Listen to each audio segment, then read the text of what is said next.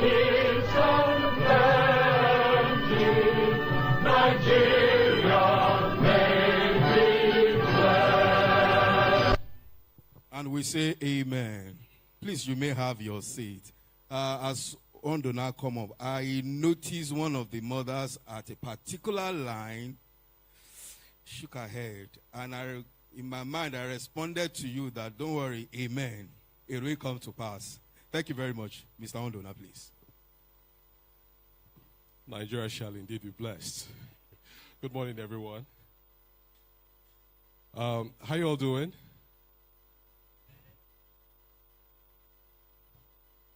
How are you doing? As in, how well are you doing? Okay, awesome.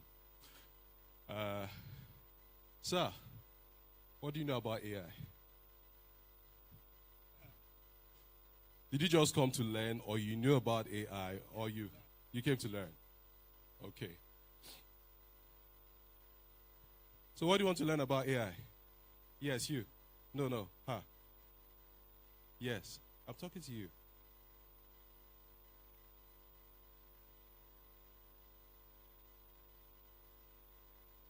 So what can she possibly learn about AI? Look at her. She can learn a lot, right? All right. Please put your hands together for yourselves. Okay, I'm pretty excited about this one. Now, how many of you remember back in, I don't know, was it 2000? Yeah, 2000 or before then, when the whole issue of internet computers was a very strange thing to everybody. People tagged it as, there were different names. Let's bring out the names. Antichrist, lovely. So if you're complaining about Antichrist then, I wonder what AI is right now. As a news editor myself, every day when my reporters go out, they have to write their scripts and then send it in for editing and all of that. Now, before the advent of AI, it will take me a bit of time to edit, and by editing, you are correcting grammatical errors, you're trying to frame the entire story, properly, you understand, so that by the time it goes on air, people can watch, it's watchable, people can comprehend and all of that. But with AI, it's pretty easy right now for me. This is my personal experience, I just go to Gemini, I type in my prompt. I'm not teaching you AI. That's not my responsibility, right? I just type in my prompt, I impute my whatever thing I have, material I have, and then I have a crisp job. And my job goes on smoothly. In other words, it saves me time, okay? So I'm not surprised that we have this number of people, because a lot of people are beginning to, are finding it difficult to understand what AI is all about. Just like Uncle Oscar had rightly said, during the time of the internet boom and all of that, a lot of people tagged the internet as the Antichrist. And some still hold on to that belief, And now we're talking about AI, artificial intelligence. In fact, some will argue that artificial intelligence is here to take over your jobs. How many of you have that fear?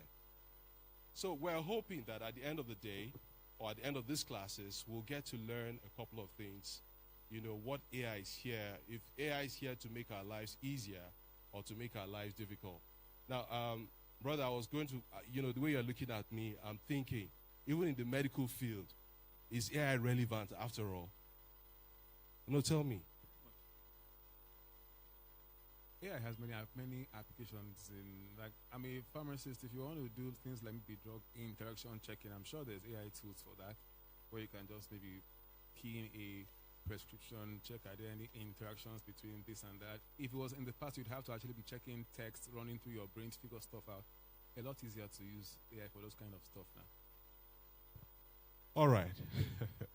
So without any further ado, just for a welcome address. It's not a formal event. Like I said, we're going to be having classes on AI, but permit me at this point in time to invite our mother in the house, Pastor Comfort Adesoye, for our opening remarks, and then we'll get it on with. Thank you.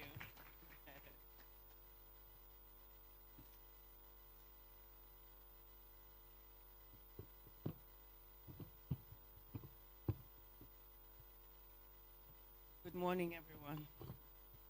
I'm wondering myself what I'm doing here because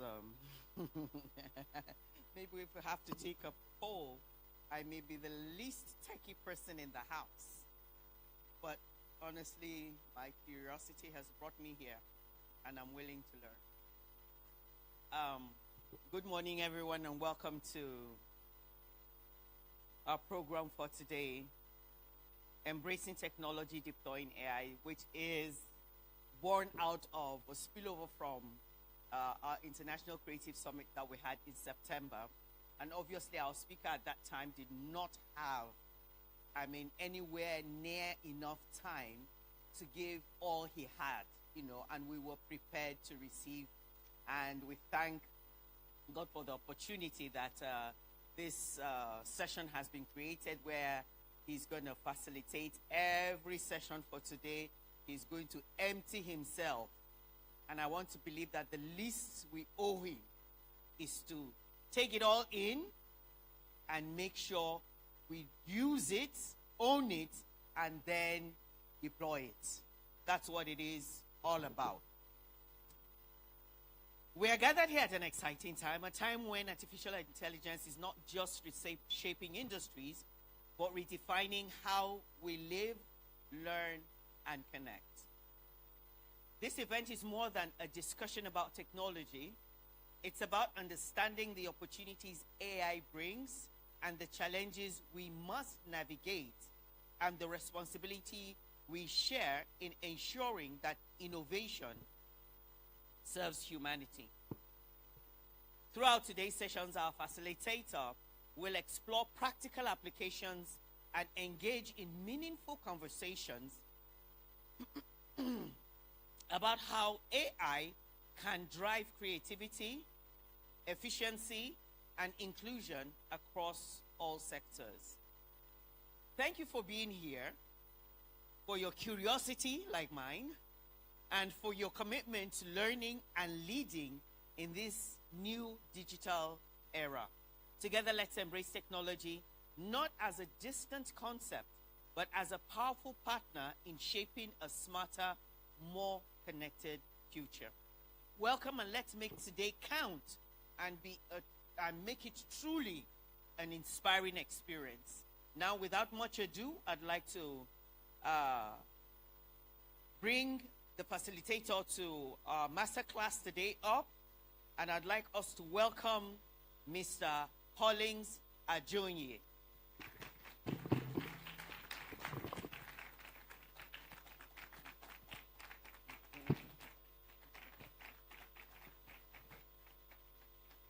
Indeed, you're welcome.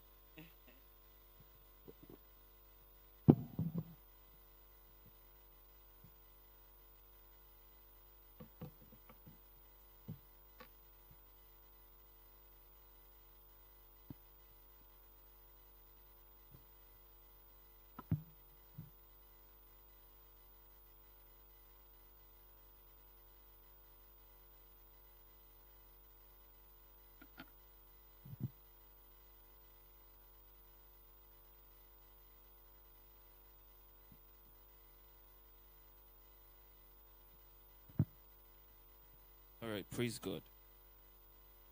Praise the Lord. It's going to be really exciting today. How are we all doing? Like it or not, this is a very intimidating altar. I pray for grace. Yeah. So, it's not connected yet.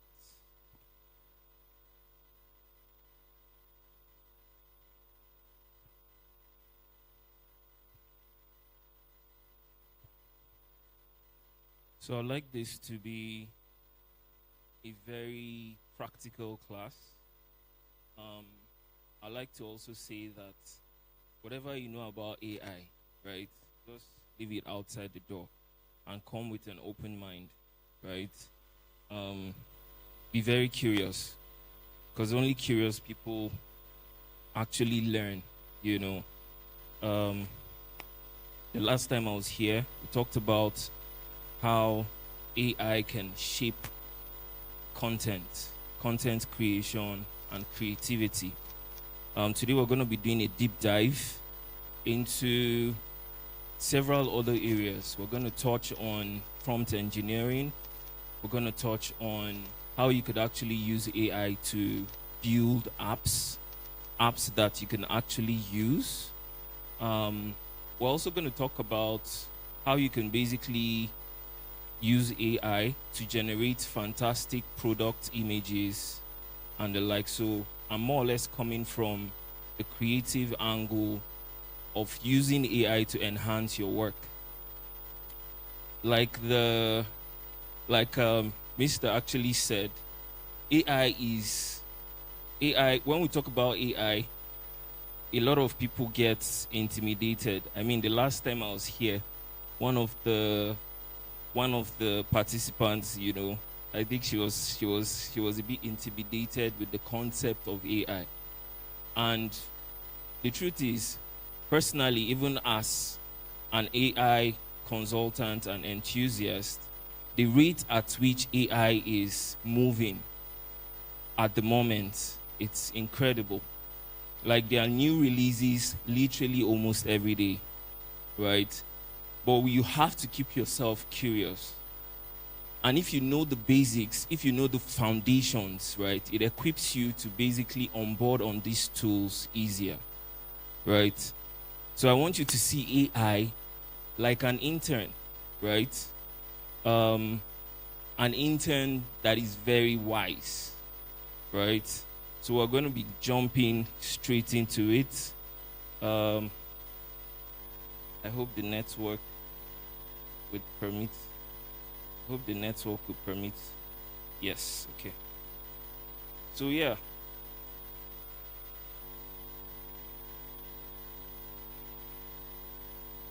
For those of you that haven't met me yet, I'm a strategic brand marketing specialist, a change maker, the creative capitalist dedicated to fueling growth for businesses and people. So I see my purpose as being a catalyst to growing people and their businesses, essentially.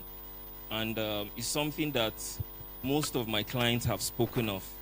So most times you come for just maybe a website design, and while you're sharing about your business, right, we see beyond what you're even seeing and basically start breaking down a lot of other things, right?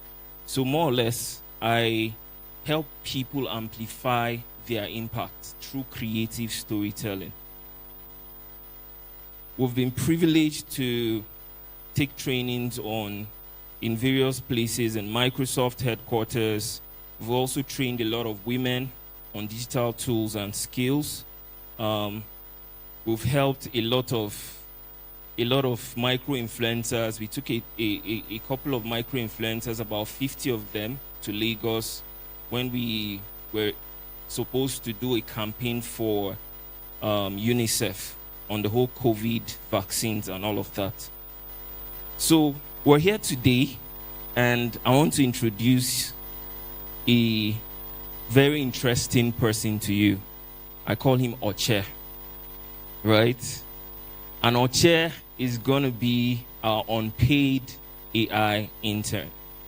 So Oche is going to be showing us how to save hours of work every week, because you need time for other things like family and the likes.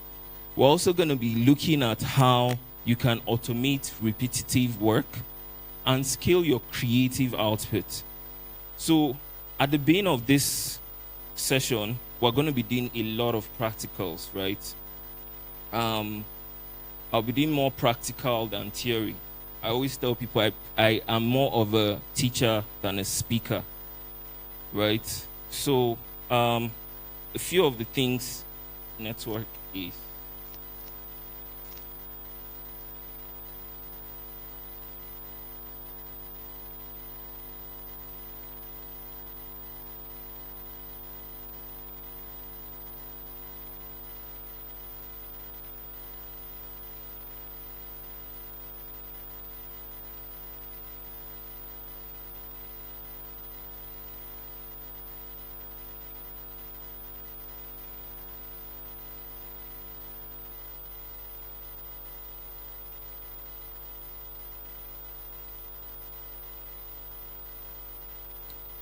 wow, the internet is.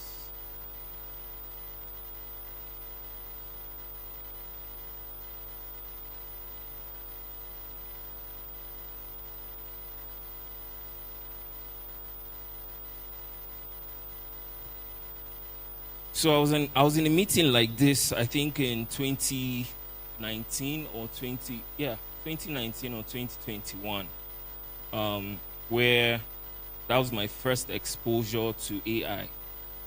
And after that meeting, it basically spurred up a fire in me, right?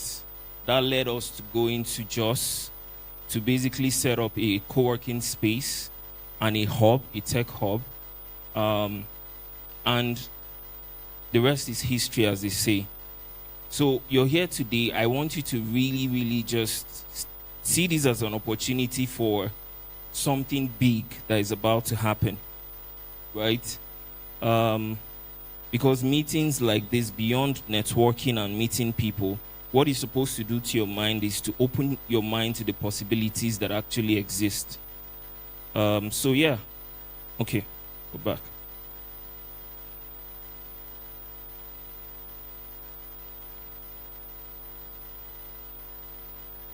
So one of the things that we're going to be looking at, like I said, is how you can actually create no-code apps with AI.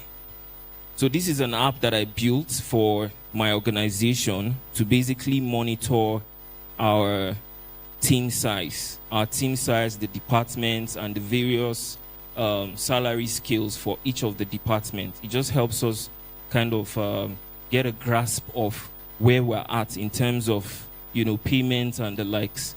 This was done in less than 15 minutes with AI, a fully working, functional app. And you and I, in fact, as we're talking today, just think about something that's a process that you currently do repeatedly every day, right? Just think about it, and perhaps would code up an app together today.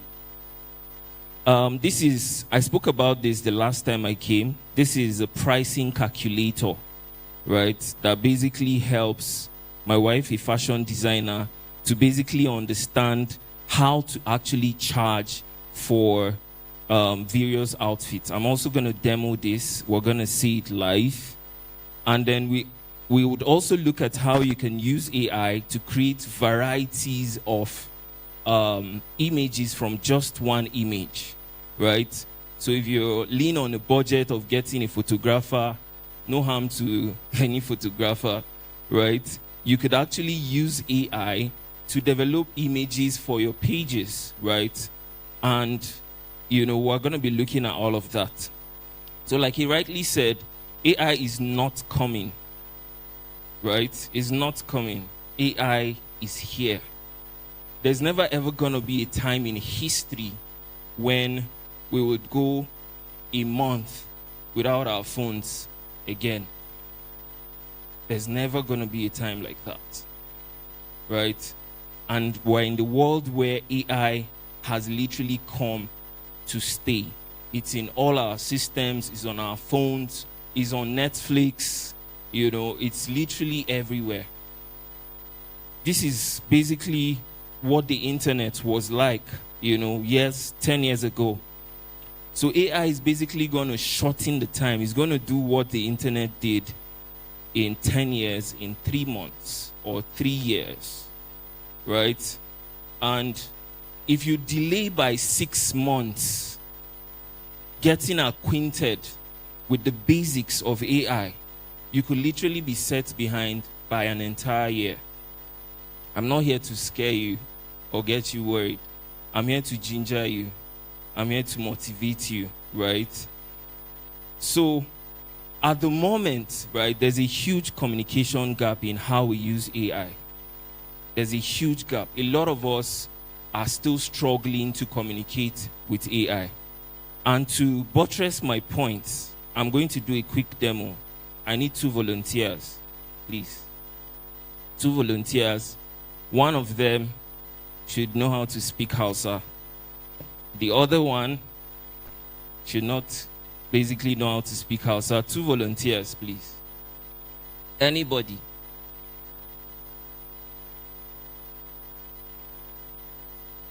Anybody? So you understand Hausa? Awesome. You don't? Are you sure? Very sure. All right. So I'm going to say something to you in Hausa, right? And she's going to interpret it to you. This is how most of us communicate to AI. So this is, let's just assume this is one AI and this is another AI, right? Now, bani nombanki, miko miki million there. Je ne comprends pas.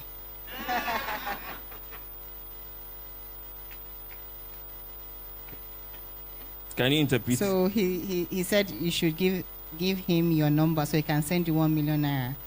Ah, the number is. All right, thank you very much. Thank you very much. So basically, right, the way we communicate with AI is from human to AI.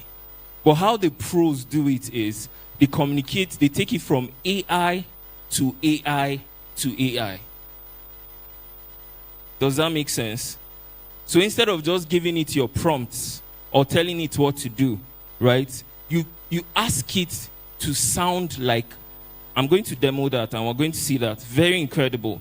Like it will literally change the results you get from AI.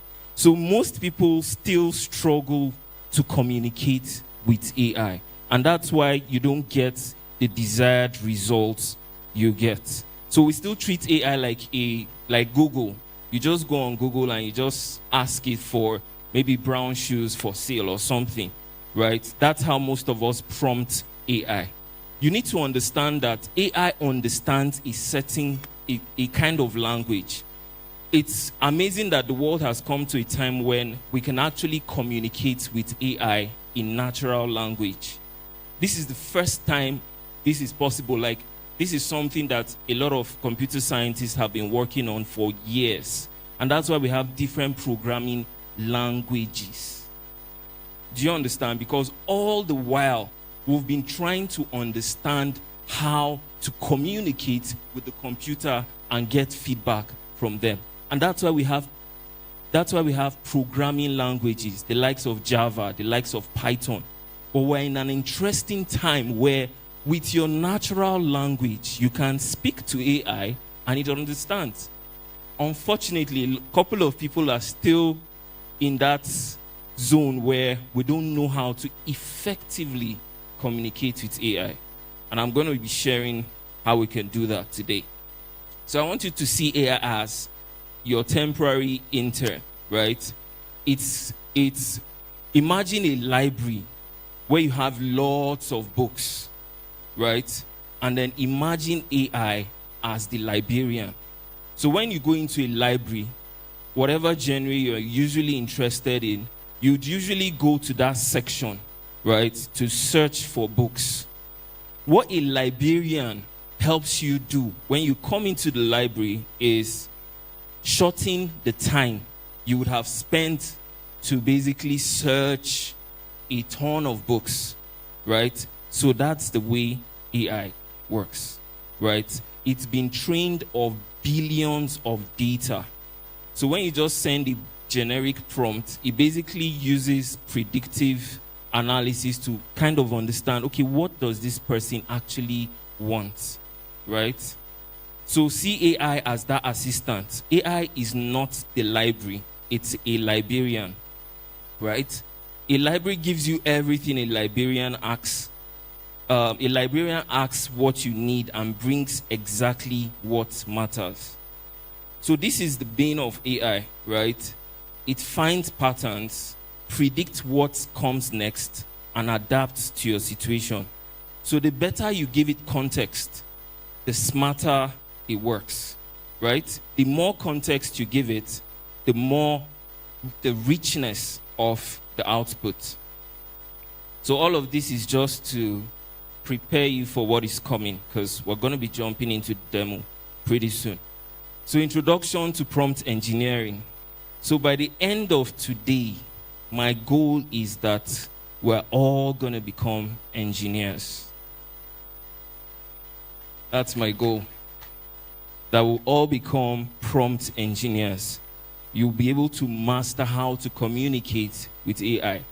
And by the way, that's actually a role that people are actually paid for, prompt engineering. So this is how pros talk to AI.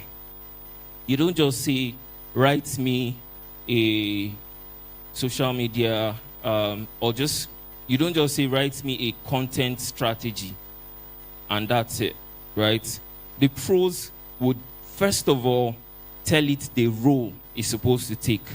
So if you miss anything today, don't miss this. This is very, very important. This is very important. If you understand this simple framework for prompting, it literally shortens the stress and the hassle, right, on how you use AI. So first of all, you need to tell it what role you want it to take on, right? Either a marketing strategist, a legal advisor, a therapist, a big brother, an advisor, whatever role, right? You need to tell it the role you want it to take on, right? That's for R. And then T stands for tell it what you want it to do. So you're a marketing strategist. Write 3 captions, right? Or review this contract, or create a content calendar, right? So R stands for what? R stands for role, while T stands for task. And the next one is the context. This is the most important part. This is the most important part, because you can get the role, you can get the task, but if you don't give it rich context, right, you would literally not get a good result, right? So give it all the details. Don't worry about your English. Just pour everything. If it's your business, just give it all the context you can actually come up with, right? And then tell it the format you want it to produce that content. Do you want it in a bullet? Do you want it in a table? Do you want it as just like paragraphs on a page, right? So that's basically the framework. So a rookie will basically come and say, write captions for a restaurant. This is how most of us, hallelujah. This is how most of us currently prompt our AI, whether it's Gemini, Cloud, or ChatGPT. But a professional would prompt it by, first of all, telling it the role. You are a marketing strategist. Write 3 witty Instagram captions for a new Nigerian restaurant in Maitama, Abuja. You see, when I said you need to be extremely specific about the context, mention jollof rice and weekend vibes, right? The tone should be playful and inviting. So let's quickly demo this. I'm going to show you an example of both prompts in play. So usually, this is ChatGPT, by the way. Everybody knows ChatGPT. Do we all know ChatGPT? Awesome. So what would usually do, or what I used to do, was to just basically, a one-liner, you drop it there and press enter. Unfortunately, we can't really read what's there, but I can tell you it's not as in-depth as it's supposed to be, right? Now, I'll take the second prompt.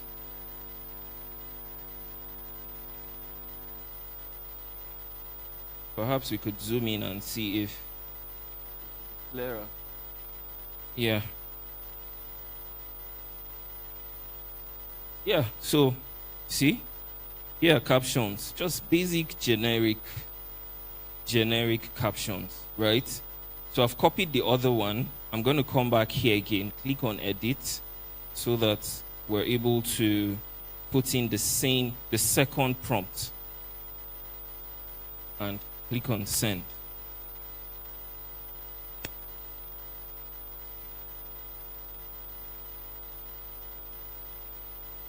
Can you see? Bring your squad. Bring your squad. Can you see this?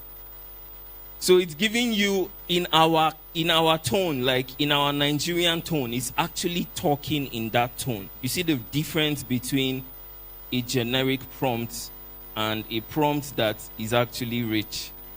Right? So moving on. Thank you very much. So I'm going to share 4 hacks with you. For those of you that your heart is beating now, this prompt engineering, they say is very important. How do I learn it? What's the first alphabet in that framework I just shared again?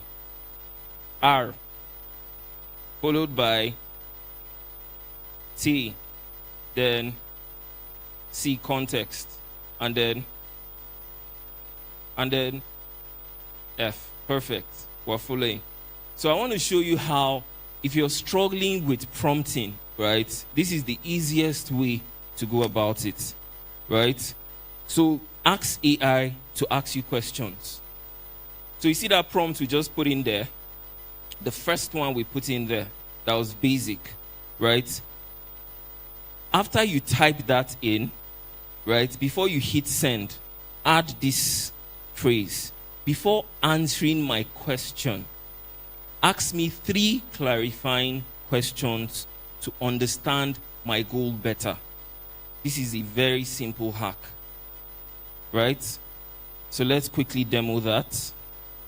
I told you today is all about demos. We're going to be doing a lot of practicals. So let's go back to the previous one, and then I'm just simply going to paste this. So your normal generic prompt, right? But before you click send, you'd add, before answering my question, ask 3 clarifying questions. So you're telling it, what kind of questions, what kind of context do you need to give me a better result, essentially? And can you see the answer? Can you see the response? It's asking for the personality, it's asking for the objectives, and it's asking for the audience. So I'll just simply come down here and tell it, I want a casual, you could just say casual persona, and then the objectives is to drive awareness. And the audience are Gen Zs. Right? So, as simple as this. So before I dive in, he's still asking you for more context. Would you like the captions to sound more playful or memish? Right? So let's say memish. Like, it literally just came up with that word, mem-ish.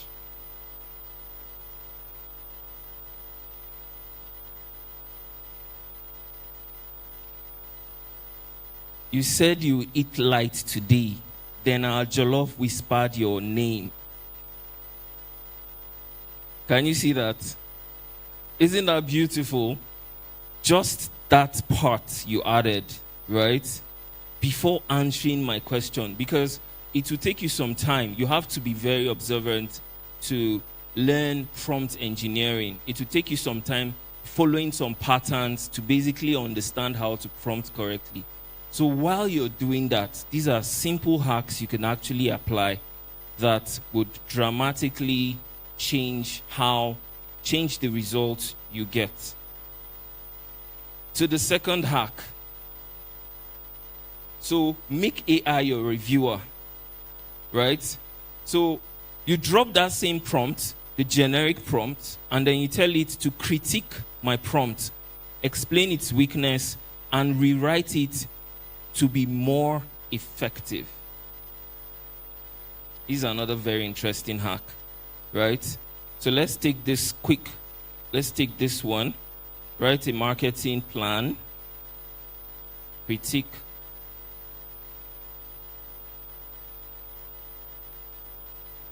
So we'll do new chart, and then we'll drop this. So ideally, you just say write a marketing plan, right? But now you're telling it critique my prompt, explain its weakness, and rewrite it to be more effective. Now, it's literally doing that for you. Can you see what it's saying? Number one, it's too broad, right? A marketing plan could literally thing, right? There's no context. It lacks direction, no time frame or metrics, no tone or format preference, right? It has given you a very, very serious criticism, right? And then it did that same, it has helped you develop a prompt that is a lot more effective. Are we all together? Is this interesting? Okay. So you are a senior marketing strategist. Write a comprehensive 3 months marketing plan. Insert company name and product. So that's where you add your company name and product. By the way, do we all have ChatGPT on our phones? Show of hands. You guys are a very updated church. That's good. That's good. So this is basically just like add-ons to what you've already been doing and what you already know. So you see how it has dramatically improved the prompt and the results, right? The third hack is a priming hack. This is one of my favorites, right? This is one of my favorites. So before you drop a prompt, right, ask it a broad question. And I'm going to show you a very good example.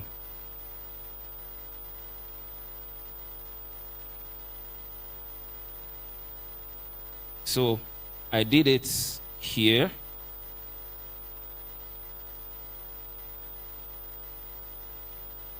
So I dropped this very broad question. I said, what psychological and emotional factors make people engage with content on social media that leads to them buying eventually, right? Very broad question, right? And then it's giving me a full rundown of all the things that actually make people tick, right? It has broken it down. You can see fear of missing out.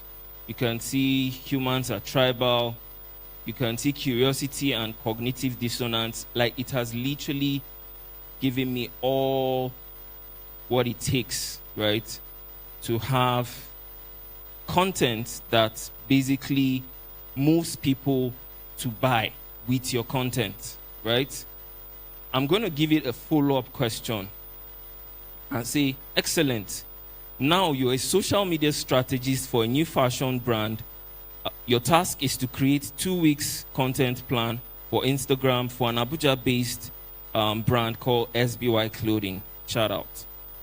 Her target audience are within the ages of 32 to 50. Women who love to look effortlessly elegant while remaining decent. The plan should include the different post formats. Put this in a table format based on the core principles you just outlined. Have I lost you guys? Don't use overly poetic technical terms. So it's also important to put some barriers so that it doesn't, because it actually hibernates sometimes and the result just basically, goes crazy, So it literally put together in a table format a very detailed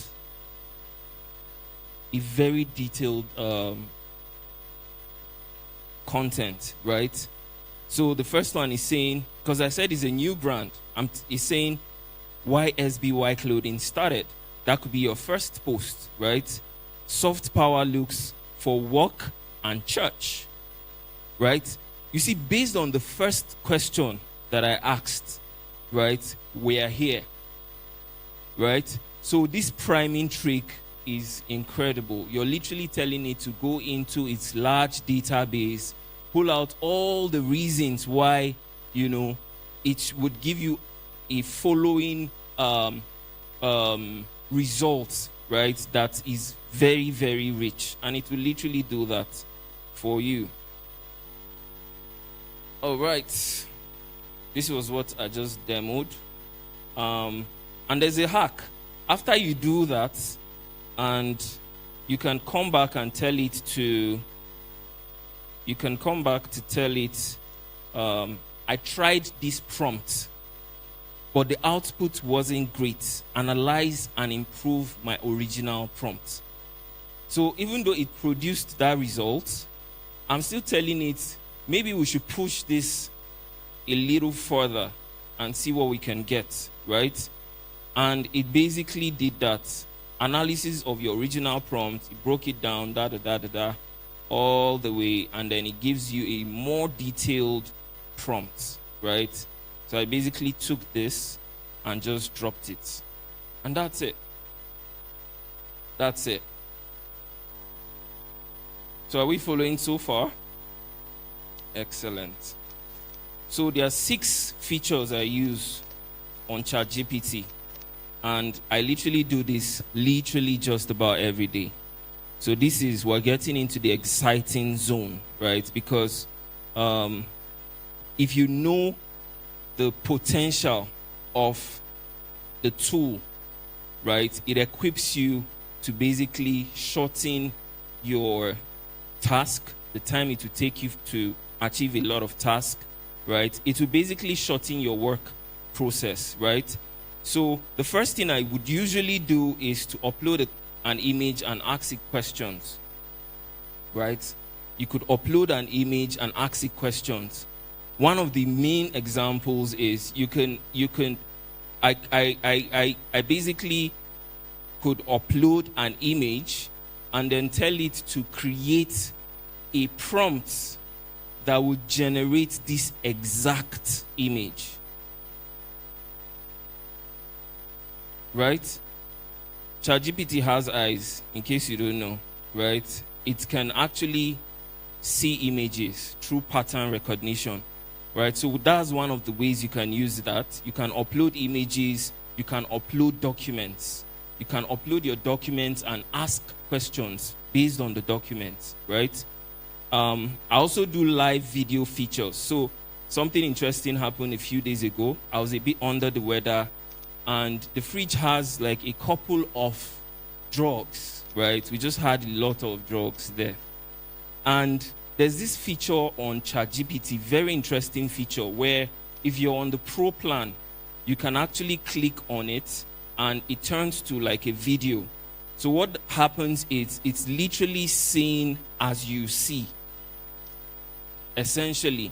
So what I did was I picked up the drugs because those are like very technical names. I was trying to differentiate what drug was for what, essentially. And I picked it up and literally just not take a picture, like while it's more like opening your camera, right? And just asking the question. It literally responded instantly. Another very interesting thing that happened was I saw a very interesting indicator on my dashboard. I didn't know what it was, and I literally just did the same thing. Turned on ChatGPT, put it in front of the dash, and it literally told me what that indicator was. Literally. I was literally panicking, but it literally just broke it down, and it was so amazing. I'm talking about a live feed here. Like you can point the camera to ask it, what version of light is this? What's the name of this light? It will literally give you so much details. And to even push it further, you could ask it to get stores where they sell this kind of lights, for instance, and it will search the internet and give you results. How amazing is that? Data analysis is another thing I do. So by the way, one of the ways I would encourage us to use ChatGPT, because there's this common thing that a lot of people that are just coming on board will do. They use one thread for everything. That's a very bad practice, right? They use one thread. And what a thread is like a line of conversation, right? So on the same thread, you're telling it develop a marketing strategy. On the same thread, you're telling it write a contract. On the same thread, like you're literally just, it would downs down the quality of content, the quality of the results you get after a while. So what I usually do is I have a thread for everything. As I'm speaking to you, I have a CEO thread, literally. I've trained that thread based on advice, right? I told it, this thread is going to be dedicated to advising me like a McKinsey consultant that is experienced in building media agencies. I fed it with so much data, right? So you could actually create a thread that is dedicated to maybe an opera, right? You're more or less saying, if this question was thrown to an opera, how would they respond? And because they have a lot of data, right? Video data, written data on these people, it's able to respond just like them, right? So very important. And let me just quickly show you what I mean. Don't use the same thread for everything. So right here, I have a dedicated project page for explicit mode. So this is interesting because you can literally come here and upload as much knowledge base about maybe your brand, or as much knowledge base, your financial data, whatever it is, you can actually upload it here. And based on that data, the context it will feed, the result it will feed you now will be based on the context you had given it, right? So let me quickly show you one of the things I was saying.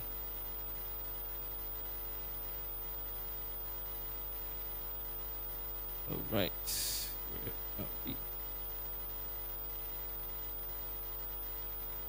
Yes. So this thread is dedicated to, an alpha CEO. That's where I trained it. So usually, for every thread, for every conversation that would take some time, right? This is going to be an ongoing conversation between you and ChatGPT. Create a new chat and label it correctly, because it could get overwhelming when you just see.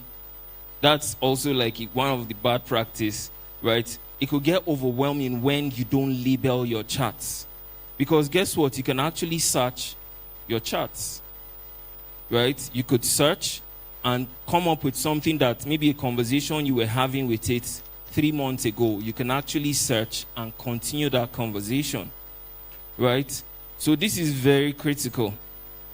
The next thing I do is I upload my bank statement and basically tell it to just give me a rundown of where we spent the most amount, categorize them. You can literally do that. Literally, right? It can create a pie chart. It can create a bar chart for you, essentially, right? You could analyze contracts.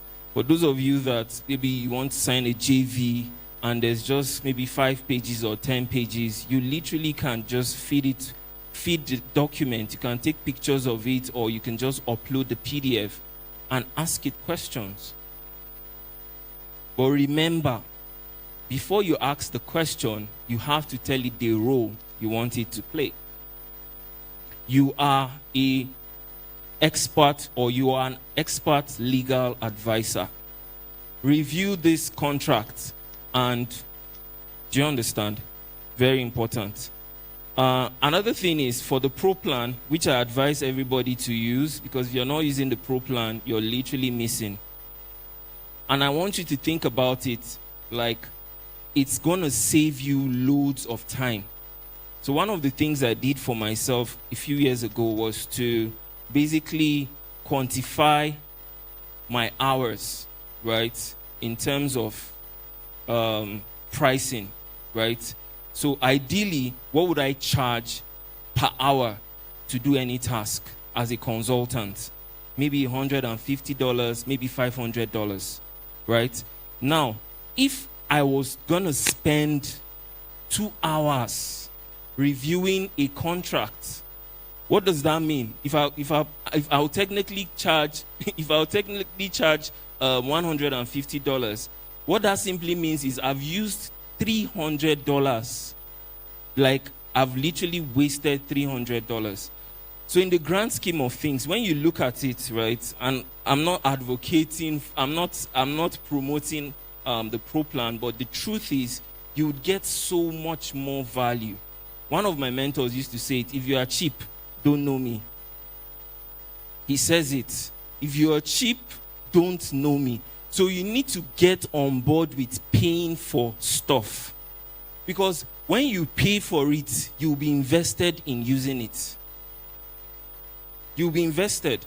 But when it's free, it's just going to be on your phone. But when you pay for it, you will pay attention to it.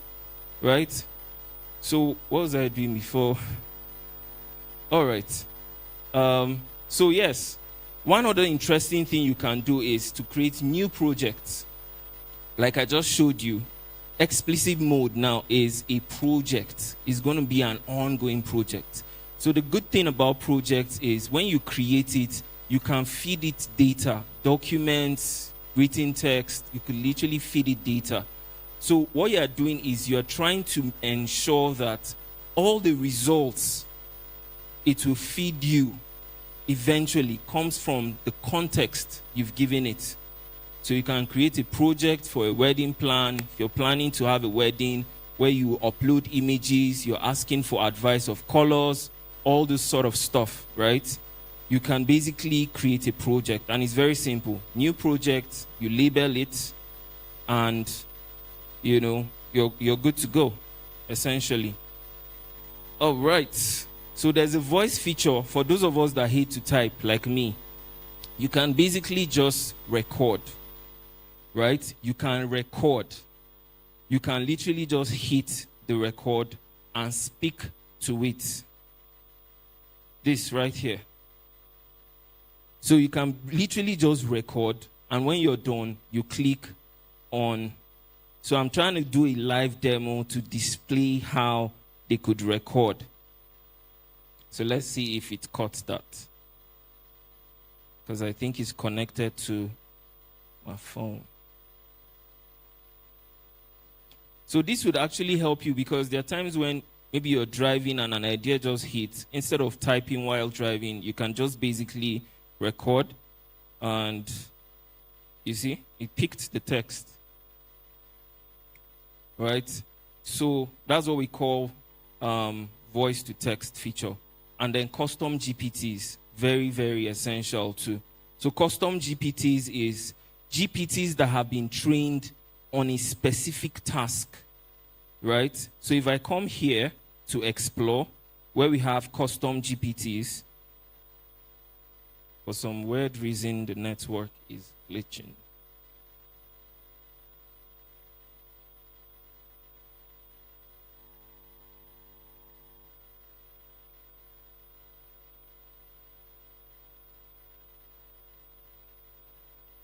So the custom GPT is for repetitive tasks. So if you have things that you do all the time, for instance, in our agency, we help people build landing pages. We can create a custom GPT that is tailored to use a certain framework, right, for creating a landing page text, right? So each time we get a new client, we don't have to start basically going through the hassle of telling it how it should produce results for us. that GPT just basically spits out everything. We give it the context, we tell it what industry, we give it the name of the brand, we tell them what it's trying to achieve, and it basically spits it out, right? So you have custom GPTs, and I really encourage you guys, like I said, to get the paid plan. And I'm going to show you a very interesting hack that you can actually get all these GPTs for almost free. That's going to come up pretty soon, right? So this is an example. We have different GPTs that have been trained. So you see this AI humanizer, right? So you write a text, and while you read it, it just sounded kind of robotic, right? You can basically come here and click on the AI humanizer and drop your text, and it will literally humanize it. As simple as that. I built one for agency CEO, right? So this is a custom GPT that I use to ask it questions. So I trained this based on some data. Let me see if I could show you guys the back end of what this looks like. Yes, edit GPT. So you see here, you come to name, you add your name, you add your description, you add the instructions, right? You're an elite CEO with a proven track record of scaling creative service businesses from startups to 8 figures. Your mission is to help users, especially explicit mode, grow from 2,000 to 100,000 monthly recurring revenue, right? What you do, you provide strategic. So I've given it all this data, and I've also uploaded some documents, right, to make it rich, right? I've uploaded our company policies, I've uploaded terms of service, our operating system. Like, I've literally just put a lot of documents together for it. What this will do is it will help the results you get way, way better. It will literally set you in front of, like, it will set you ahead of 90% of, people in your field. And I think that's really, really amazing. So let's move quick. All right, besides that, let's see what ChatGPT can really do. So the first use case is a real estate agency. And their challenge is the agents spend a lot of hours responding to the same questions on WhatsApp. You know, all those people that will ask, what's the price, and disappear. It is available. Is it available? Can I see it today? Do you have pictures? So it's literally affecting their sales team, because the time to respond to these queries, it's probably taking 5 minutes or 10 minutes or 20 minutes, even in some cases, especially at times when they are running ads and a lot of eyes are on the business, right? So I'm going to show you how AI is going to basically solve this problem. So the solution is to create AI written response templates for the 5 most common inquiries, right?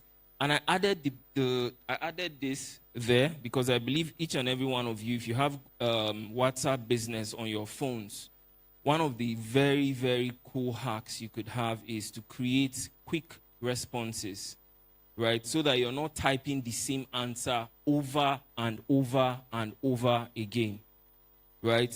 This person is asking you for the same thing, you have to type, right? You can create quick responses so that whenever that question comes up, you just put the hyphen, it will literally bring up all your quick responses, right? It will bring up all your quick answers, and you basically just select whichever one you want to use to respond. And in second, you've responded to that person, right? So this is the prompt. Write a polite, confident replies for WhatsApp inquiries about shortlet apartments in Abuja.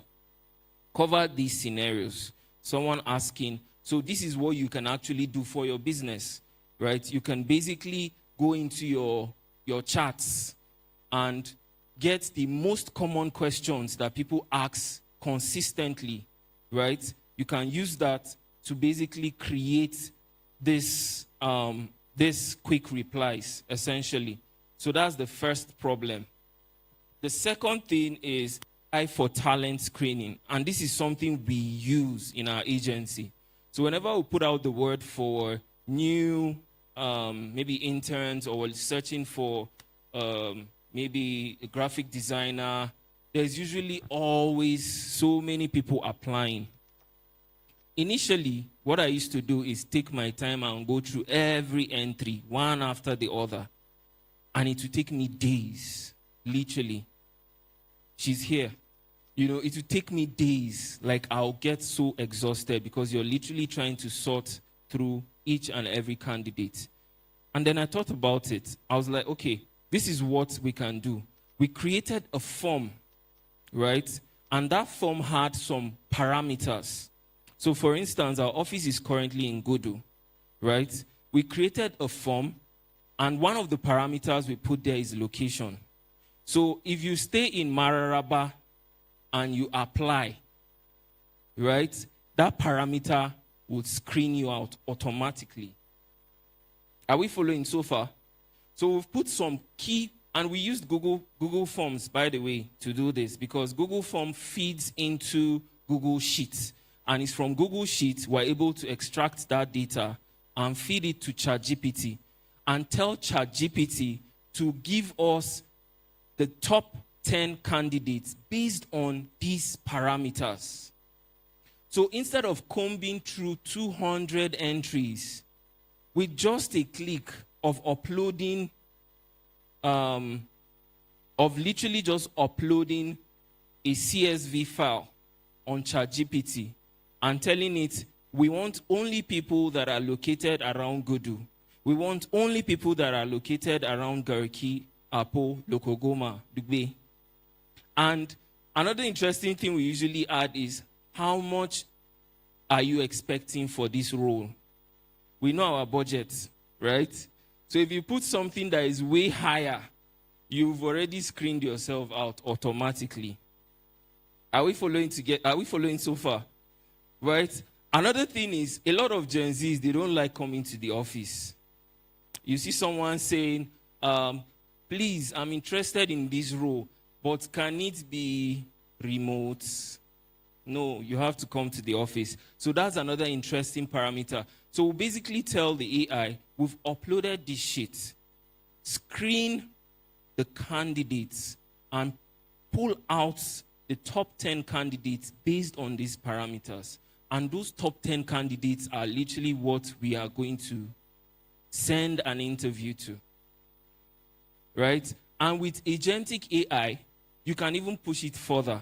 You can now tell it to, because you can connect your Gmail to ChatGPT, by the way, if you don't know, you can actually push it further and tell it to send interview invitation, like custom interview invitation, to each of these candidates. These are tasks that would have literally taken you days, right? And in less than 20 minutes, you could have this sorted. Like, it will create a custom email, ask if you're satisfied with it. If you say you're satisfied with it, it will literally fire and send all those emails out instantly, right? Is that amazing or not? That's another practical use case. All right, content planning. This is the one that a lot of business owners struggle with, right? You're always wondering, what kind of content am I creating this week? Last week I posted this, nobody liked it. Only my family members. What kind of content am I creating, right? So every business owner should post consistently. I always say this, I always use this example. I say, the Akara woman on your street, does she come out every day or not? Every evening, you go there, you see her. So you have a digital business, and you feel, you hear people asking you, how many times should I post in a week? You literally have to show up every single day, because guess what? Your competitors are showing up. Even twice a day, right? So for you to be consistent, because practically it's almost impossible to create content as a business owner, manage the operations and all of that at the same time. It's very, very hectic. I've been burnt out like that before. And that's why I say AI is your friend. AI is that intern that can help you improve your productivity, right? So the challenge is creating content. Now, I would literally tell it, create a 1-month content calendar for a fashion brand in Lagos selling streetwear to young professionals. Their ages is 22 to 30. Include post types, carousels, reels, single image, caption themes. So you basically give it full data, right, on what you want. You basically give it the full data on what you want and tell it the format you want it to produce this in. Most of the times, you might not really be 100% satisfied. And I want us to make this a habit. Not all the time you ask it, even if your prompt is very incredible, it doesn't always give you the best answers. So you need to get used to refining it, right? Putting your own spin, right? It's very important so that at the end of the day, your content feels relatable. You're not just creating content for content's sake. You're creating content to connect, essentially, right? And the final one is we can use AI for strategy. So you have a business idea, but you're not sure how to market it, right? You do not have a big budget. You need creative local strategies that work in Nigeria. This is a common dilemma for most business owners. You can basically use AI on analysis, right? You could tell it, analyze this business idea, a mobile car wash, or put your business service for busy professionals in Abuja. Suggest 3 low-cost marketing strategies specifically for the Abuja market. Include both digital and offline tactics, and then keep the suggestions practical and budget-friendly. And it will literally give you amazing results. So these are other uses. You can use it to generate a report. For those of us that we do a lot of reporting, weekly reporting, you can pull out the data and basically just drop it in ChatGPT and tell it, create a report based on this data. You could also use it for proposals. I use it for proposals a lot. Legal documents, you could also use it. Financial analysis, meal plans, for those of us that are trying to be fit gang, right? You can use it. And then the most common one, which is to create emails. So, have I convinced you that AI is an enabler? It literally helps you with speed, distribution, ideas, and creativity. And guess what? We are only scratching the surface. Like, we're literally just scratching the surface. So we're going to be shifting gear. And this is, I believe this is the one that a lot of people are curious to see. I hope I don't burn my slide before it's 3 hours. We're basically going to be having question and answers, keep it interactive. So far, are we following? Is it practical? Is it applicable? Is it overwhelming? It's a bit overwhelming, yeah? It is overwhelming. That's the truth. It is overwhelming. So I just want you to think about your business, your career, your category, whatever category you're in, right? I was at an event that one of the facilitators said something interesting. He said, ChatGPT has helped me read my Bible better. And that was quite interesting. So you can basically quote a verse and tell it to break it down. Like, it literally helps your studying. How cool is that? So I'm saying this because there are so many practical ways to use ChatGPT. So the first question that should always be at the foyer of your mind is, whatever task you want to take on, ask yourself, can AI do this? Right? That should always be the question. Can AI do this? All right. So we're moving into the practical. And this would be very valuable for some of us that are in the business world where we need to create images, we need to show up with pictures consistently, especially fashion designers. I'm going to show you how we've used AI to basically create content or assets for a variety of clients. So one of the ways you can basically use AI, and these are the two tools we're going to be looking at. Image FX. How many of us know Image FX? Wow, only one person. All right, prepare to be blown. So Image FX is actually an image generation tool by Google. And the most interesting part is the fact that this tool is actually 100% free. Like, when you see the results that you can actually create from this tool, it's literally mind-blowing, right? And then we're going to look at Nano Banana for image generation. So these are a few examples of what you can actually achieve. You can basically come to ChatGPT and tell it to take the role of a photographer, an expert photographer. Create a prompt for an AI image generation app that says A, B, C. So, for instance, you're trying to put together maybe a brochure, for instance, and it's for a fashion brand. You can literally come on ChatGPT and tell it, this is literally what I would do, right? You are an expert prompt engineer, right? And fashion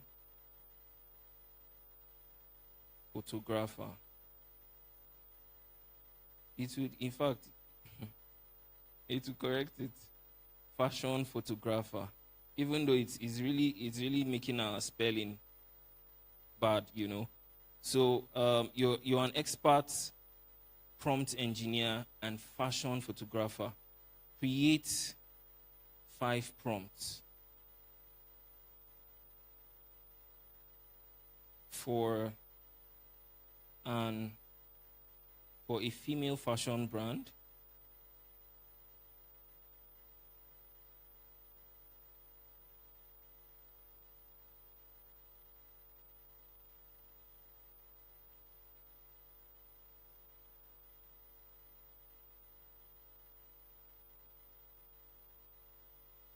Or to even make it shorter and faster.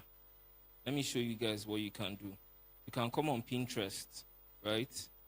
And search for fashion and search for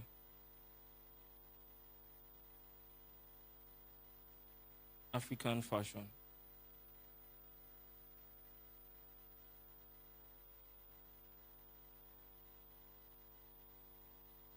Right? So you search for African female fashion.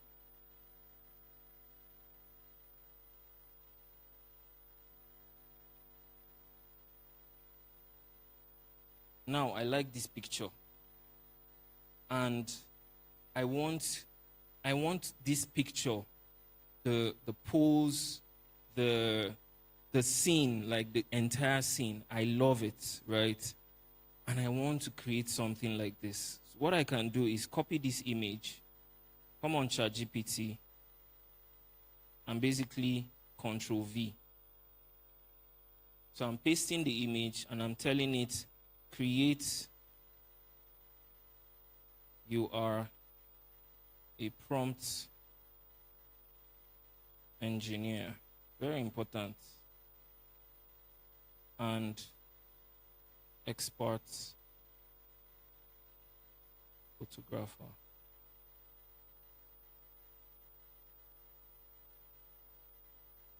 Create 3 prompts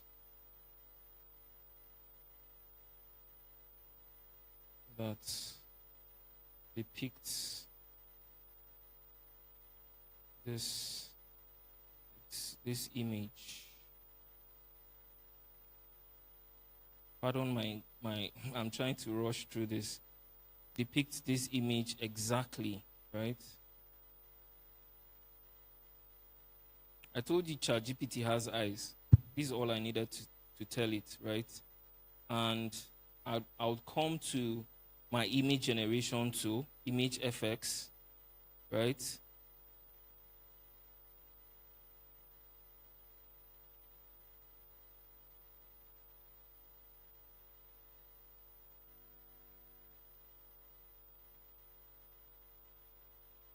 Can you see?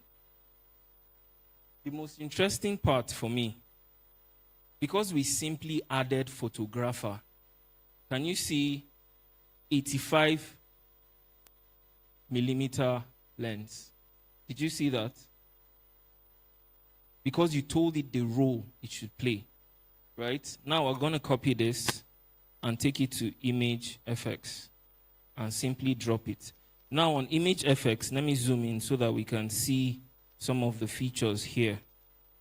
On Image FX, you can either put a landscape, you can add mobile portraits, landscape. There are different sizes that you could basically use. We're going to go with portrait, right? Let's see how good that prompt was. So when you click on create, it's a roll and roll and roll. Because it's trying to understand. What it's doing now is the pixels together based on your prompt. Can you see this? Somebody will say, clap for ChatGPT. Can you see this? This is even looking more exciting than the initial prompt, right? Look at this. So you can take the other prompt. If you're not too satisfied with this, you have 3. You can bring it back here again. And guess what? This is free. The resolution of these images are so rich. You don't need to enhance them. They are literally so rich. And right here, you can actually edit the prompt. Can you see? This is another different angle, right?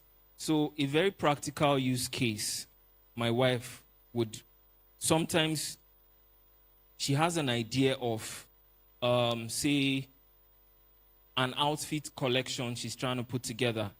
She goes on Pinterest, there are a couple of ideas. She picks one that kind of resonates with this collection she's trying to put out. Put it on ChatGPT and tell it to create 5 to 10 variations. Like you're telling it to tweak this design and give you 5 or 10 variations of this image. And it will literally do that. Like you could use that to brainstorm ideas, to come up with really incredible ideas. Isn't that amazing? So, like I said, right, image assets. I'm going to show you another way we use ChatGPT for some of our clients. So let me show you. Let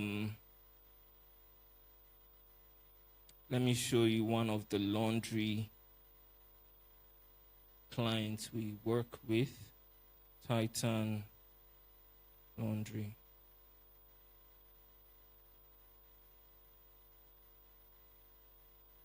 So we don't have excuse in terms of creativity any longer, right?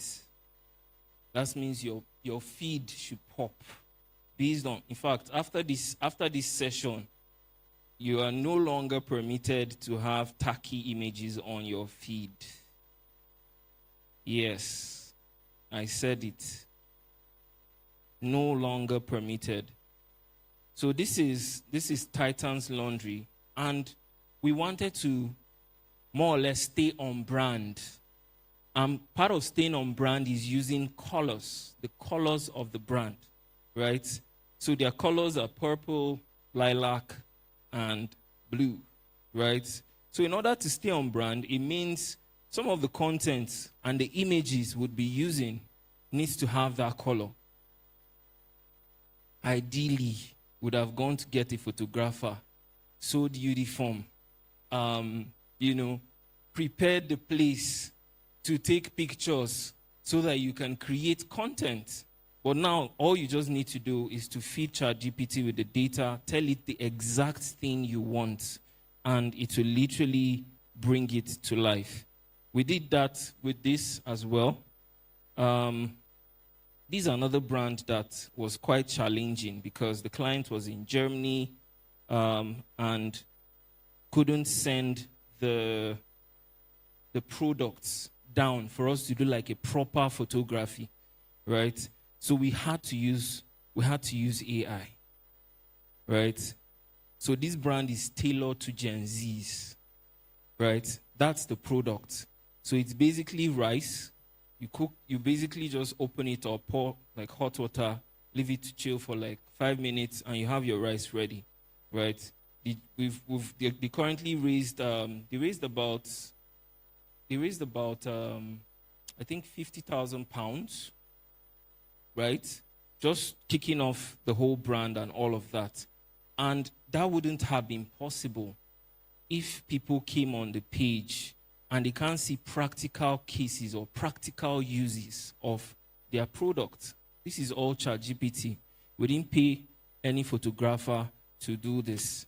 So I'm trying to open your mind to the possibility, right? Even though we're anchored or we're more or less skewed towards creativity, I want you to even push it further, right? There's a lot you can actually do with AI. There's a lot. You could also, if you're into storybooks, if you're into storytelling, if you're into animations, right? You could actually create characters. And the beautiful thing today is there's something called character consistency, right? Where you create one character, and because it's a storybook, the character should look the same through the entire story. That is possible today with ChatGPT and Nano Banana, right? And I'm going to show us a couple of things. So these are some of the practical cases. For image generation, there's a very simple, not so simple framework that you could use. You're telling it to think like a photographer, right? How would the photographer position its lights? How would the photographer center the image? Do you understand? So you're basically giving it a framework to give you results that would literally stand out. This is literally AI, 100%. And that's the prompt down there, right? Based on this framework. So I would actually share these slides with you guys. So I know you guys will need it. Yeah. So this was a prompt that was used to actually generate this fantastic image, right? And then we have a variety of other images. Just look at this. Look at this. You can use this for like your brand. You're just launching. You don't have pictures yet. But you want to show up on Instagram. You want to show up on TikTok, right? Maybe it's a spa, for instance. You can actually create these assets, and AI is there to help you do this, right? Interior designers are not left out. You can look at your room and probably just say, okay, I want some improvement. This is my style. I like minimalism, and all of that. And it will create a prompt that will generate something as fantastic as this, right? So as an interior designer, a client just reached out to you. They want you to come up with different concepts. It would literally take you days because your 3D artist would have to do the whole 3D work, and all of that. But you can actually put together a mood board in minutes and send to the client, right? Select whichever one they lean towards, and you can use that as, a guide to start building out the entire concept.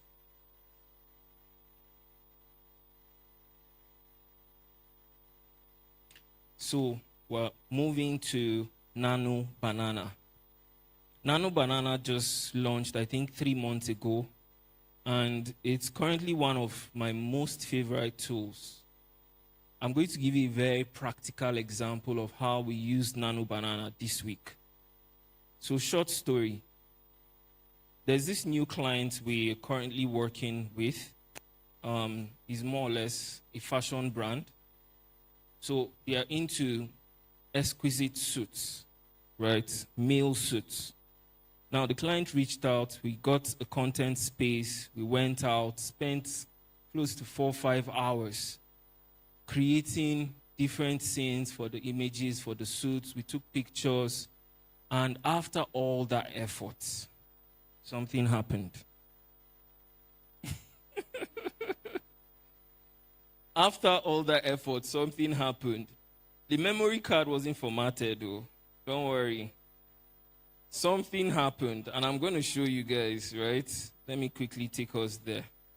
So look at that mannequin. The hand looks funny. This first one. So that was a huge problem. In fact, before I sent the client the files, I was like, how did we miss this? Like, all the images, the hands were looking like... Do you understand? But then I remembered something. I remembered there is what? Nano Banana. In fact, the suits we took, we literally just styled them. The ties were not really matching the color of the suits. So what did I do? I went on Pinterest and I started searching for editorial style suit photography. Those types that look, those Vogue type of images, right? So I picked the images, took it to Cloud, because I use Cloud as well, and told it to basically create a prompt. I uploaded this first image that was bad. I uploaded the first image, and then I uploaded the editorial style image. So 2 images. Now, I told it to create a prompt that mimics the second image. That's the editorial style image. Exactly. Without changing my own suit. Right? Without changing my suit. And then I also told it to correct the posture of the mannequin. And look at this, for goodness sakes. Like in seconds, it literally came up with these really exciting images. If you're a photographer, there's no reason to be scared, right? You can actually use AI to give your clients more options and just charge them a little higher.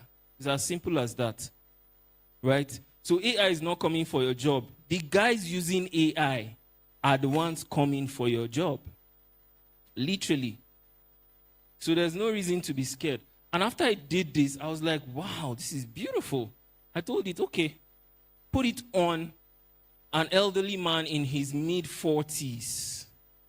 And it brought this really stunning image out. So I'm going to show us how we can do that. But before then, just to run through a couple of things you can do with Nano Banana.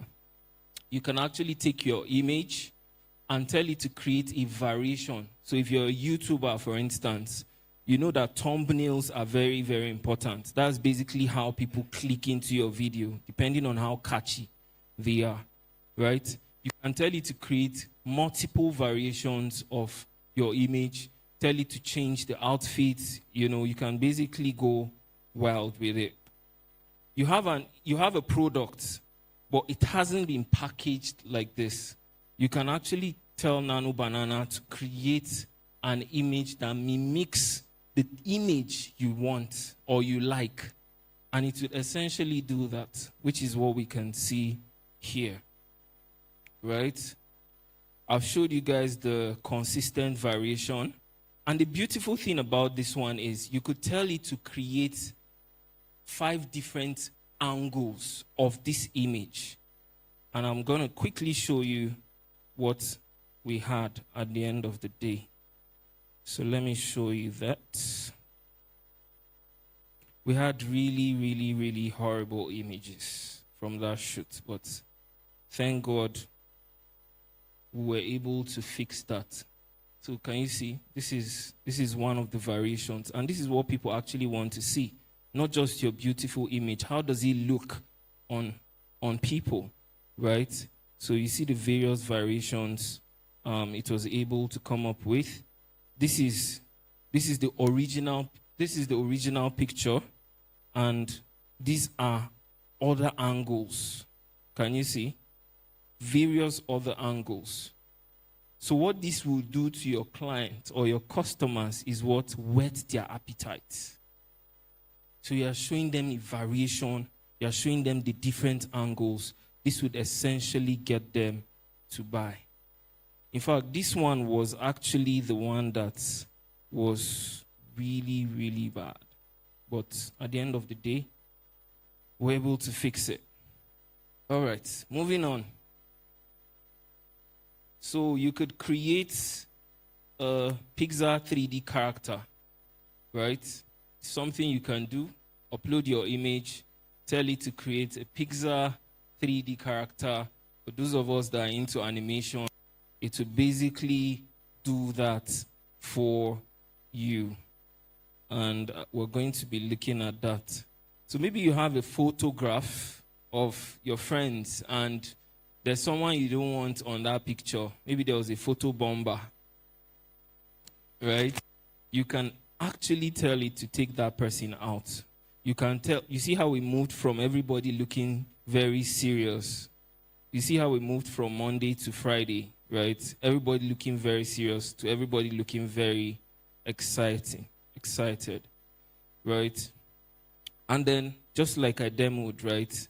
You can change the color of the outfits, right? You have one outfit, you have multiple variation.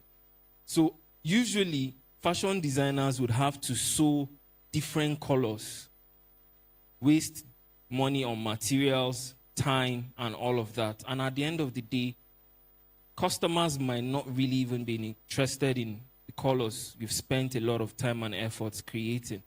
But with AI, you can basically create just one, take a picture of it, feed the AI, and tell it to create this in various colors, right?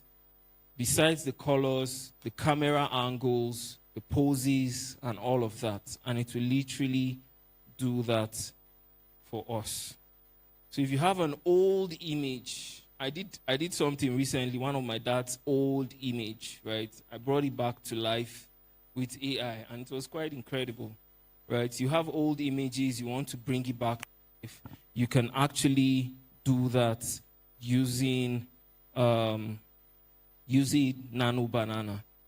So do we take a pause and take questions before we continue? Yeah.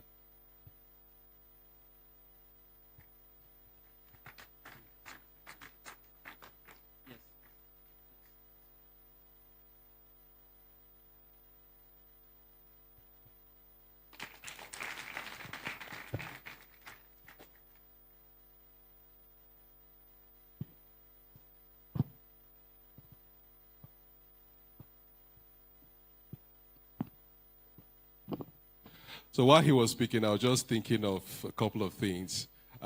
Mama, will you use AI to design your cakes? Okay. How about the songwriters in the building? Will you use AI to write your songs? Somebody said no. Should we leave that for later? Conversation for later, right? Okay, we'll go on a quick 15 minutes break, and then when we come back, we'll be going to the questions, okay? Are we good?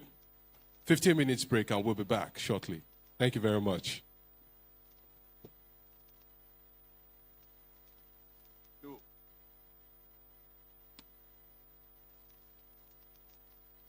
Just save it, save it.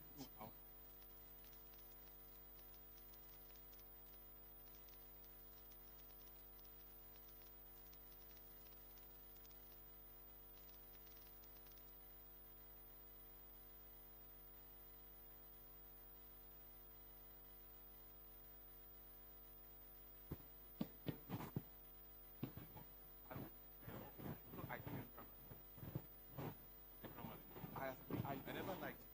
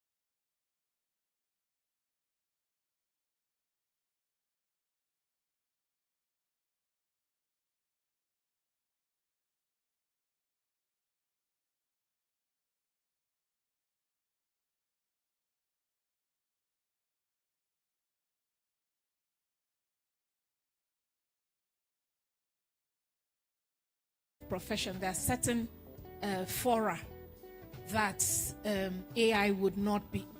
In fact, the meeting will not trust AI to do a good job. But what can it do?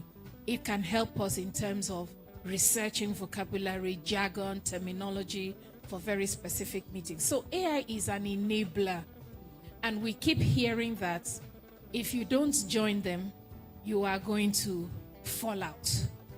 The world is going to move on and you'll be left behind. You'll still be praying in tongues, but at some point you become very irrelevant. So AI is an enabler and we should embrace it within the boundaries and the limits of what we can do with it. Thank you. All right, thank you very much. AI is an enabler.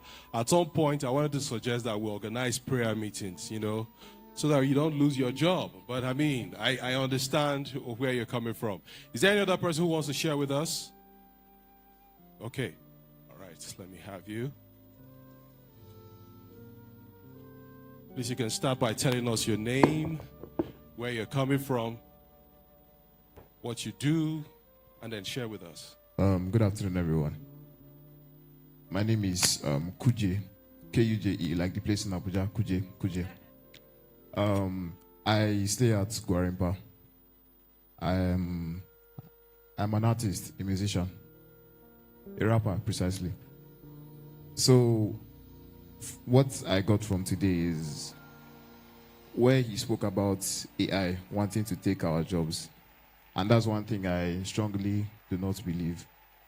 If in an industry you believe that people or AI can fill in for your job, I think you need to, should I say, collaborate with AI, make yourself better, carry out due diligence to see that you are the best version of yourself, because there's always room for improvement.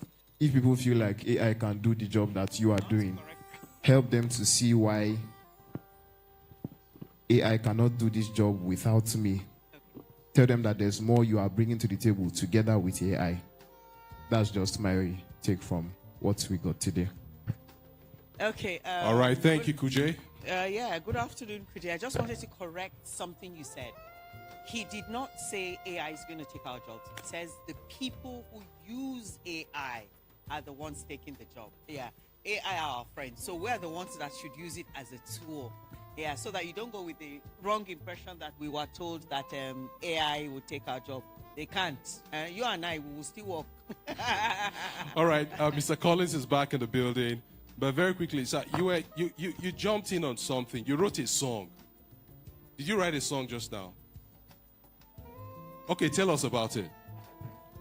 Okay, good afternoon, everyone. My name is Johnson Kayode. I live in Lugbe, and I do HR consulting. And I spend at least averagely 10 hours or so on AI every day. And we've used AI to coordinate recruitment. I've used AI to write songs and produce the songs.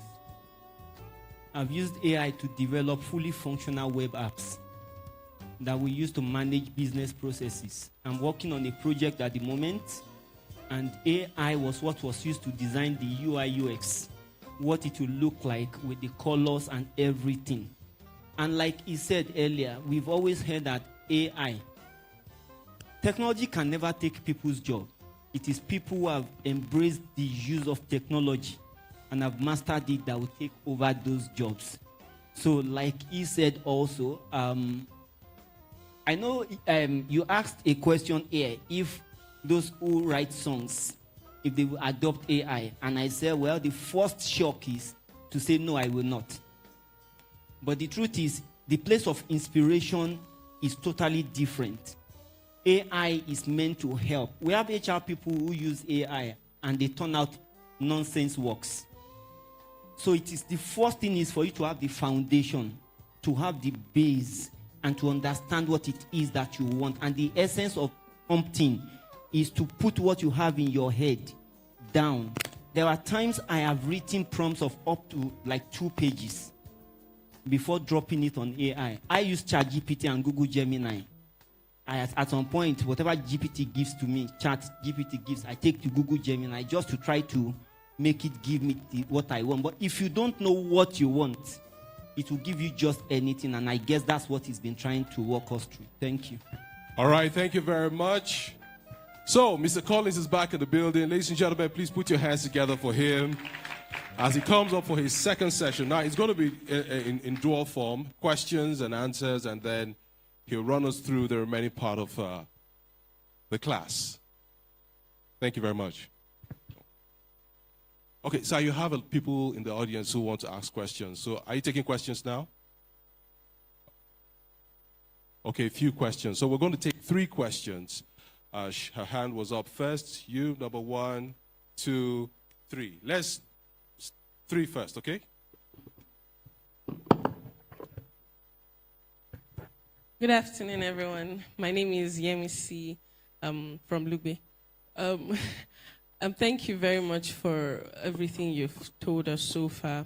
But I saw something about being careful what you put on AI. I use AI, and then when I saw it, I became skeptical putting up sensitive documents on AI. And you were talking about training the prompts in a way. So I do that too, but recently I'm careful. So how safe are the documents we put online? Are they safe? Can it be used? Can somebody else, have access to it? Generally, is it safe to put up all of those documents?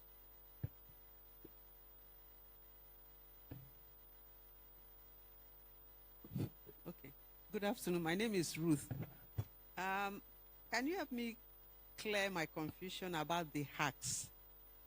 Do you do them all together with, one issue, or no, the hacks on one prompt, or would you have to do them simultaneously? The hacks, you had hack. Yes, like if you have tried hack 1, do you have to try hack 2, or it depends on where you are? I just still have a bit of confusion about it. Good afternoon, everyone. My name is Ajonye Sunday. So I use AI to create logos and designs.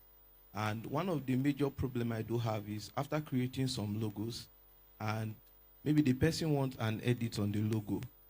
And after doing the edit, I go back again, it gives me another different thing. So I don't know if you can tell me what I can do to get the same result. I think he has to pay for that consultancy fee, right? Isn't it, Collins? Okay. Today is for free. All right. So the first question is our data safe, right? And this is a question. This is a common question. In fact, we're just having that conversation with Mommy a few minutes ago. Your data is actually safe, right? Your data.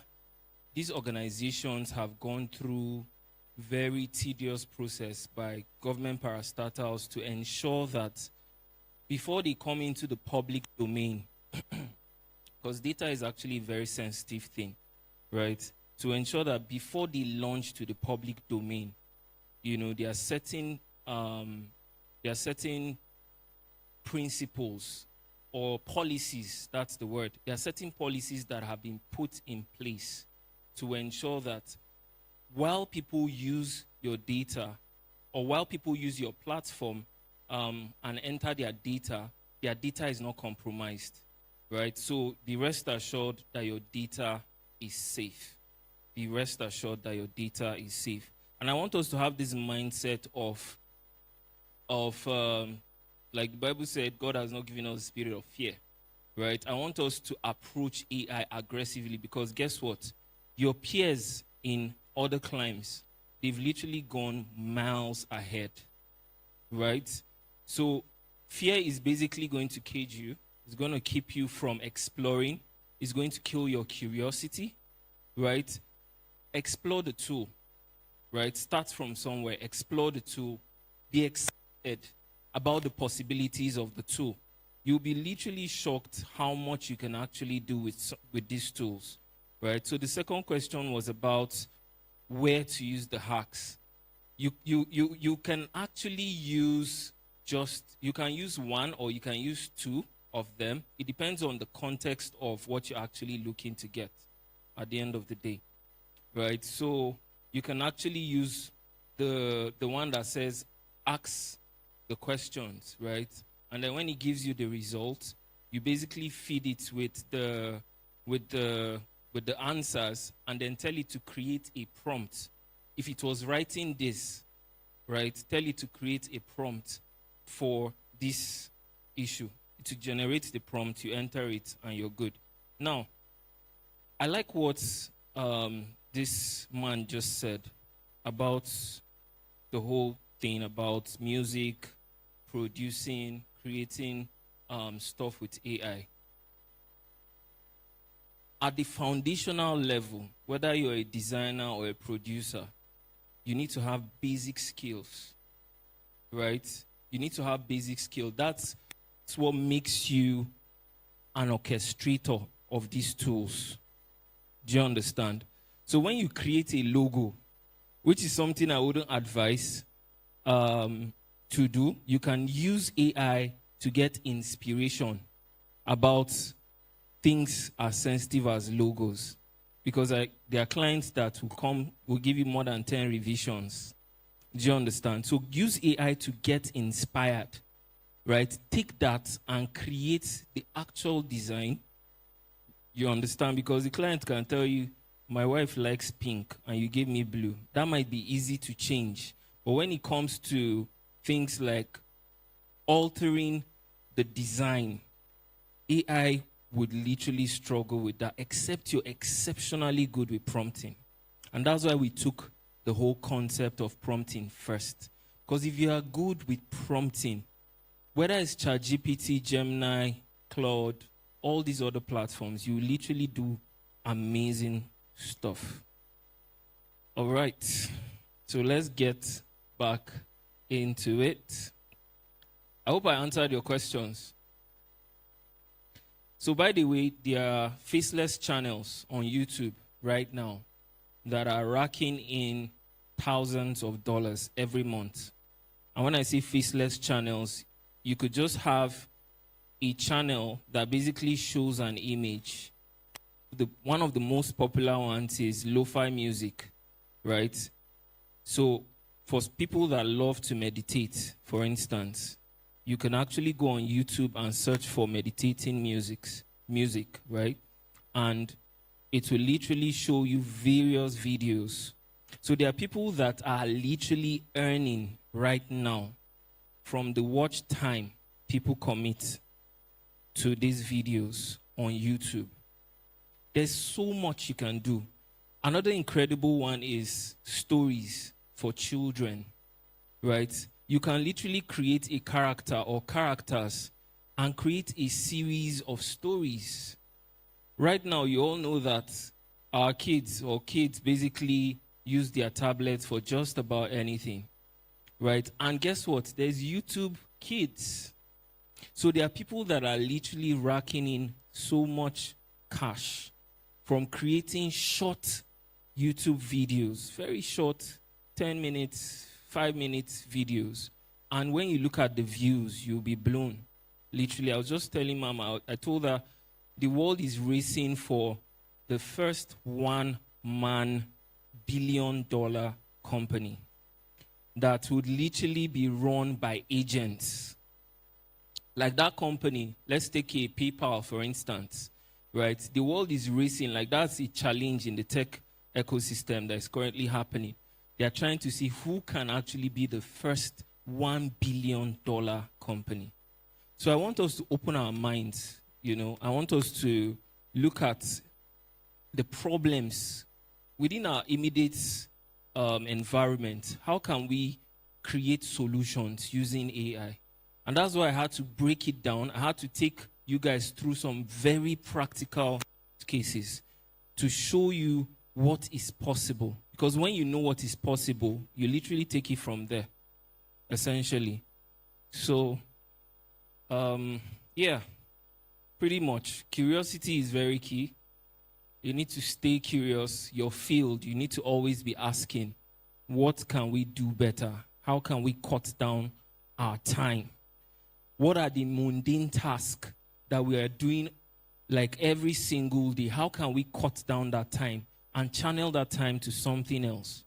right? So these are very, very essential questions. So while it's coming up, maybe we can take one other question. Yep. We can take one more question.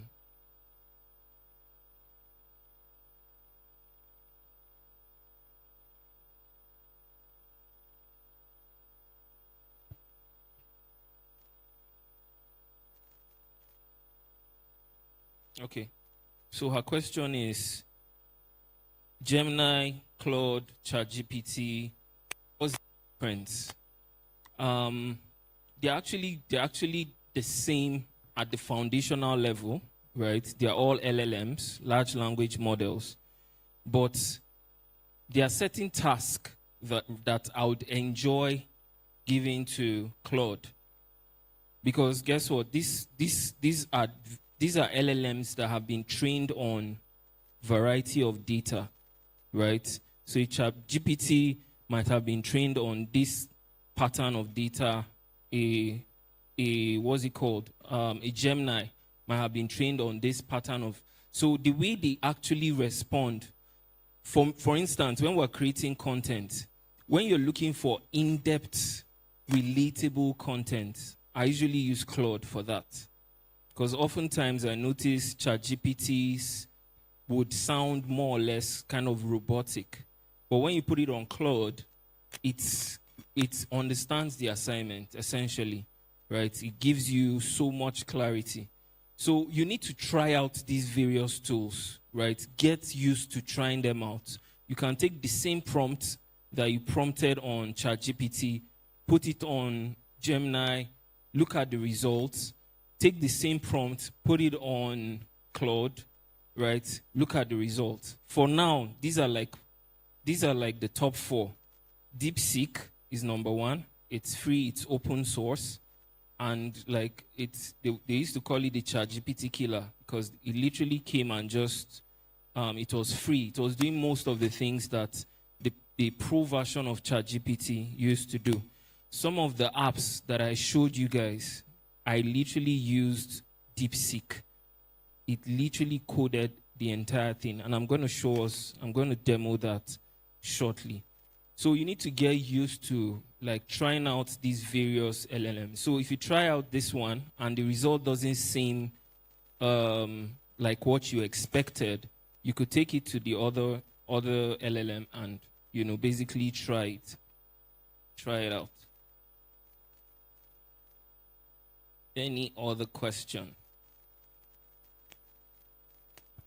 So I thought somebody would ask, how can we make money from ChatGPT? How can we make money with AI? Right? Or maybe we already know.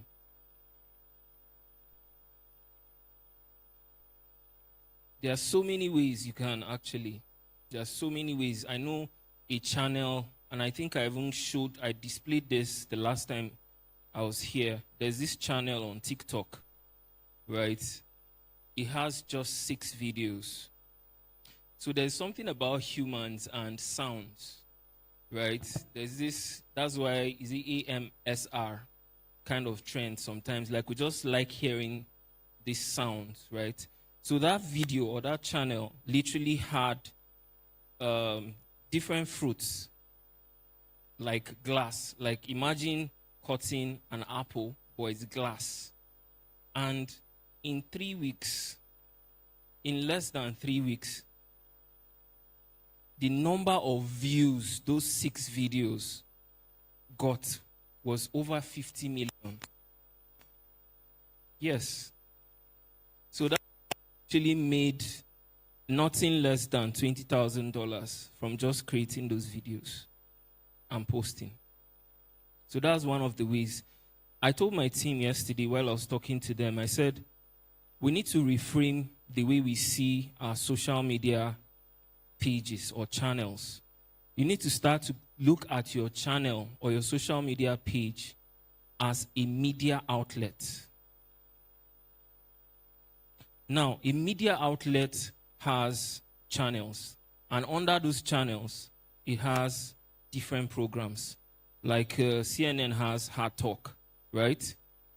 if you're able to reframe your mind and see, because we basically go online for various reasons, to either get entertained, to get informed, or basically to buy stuff, right?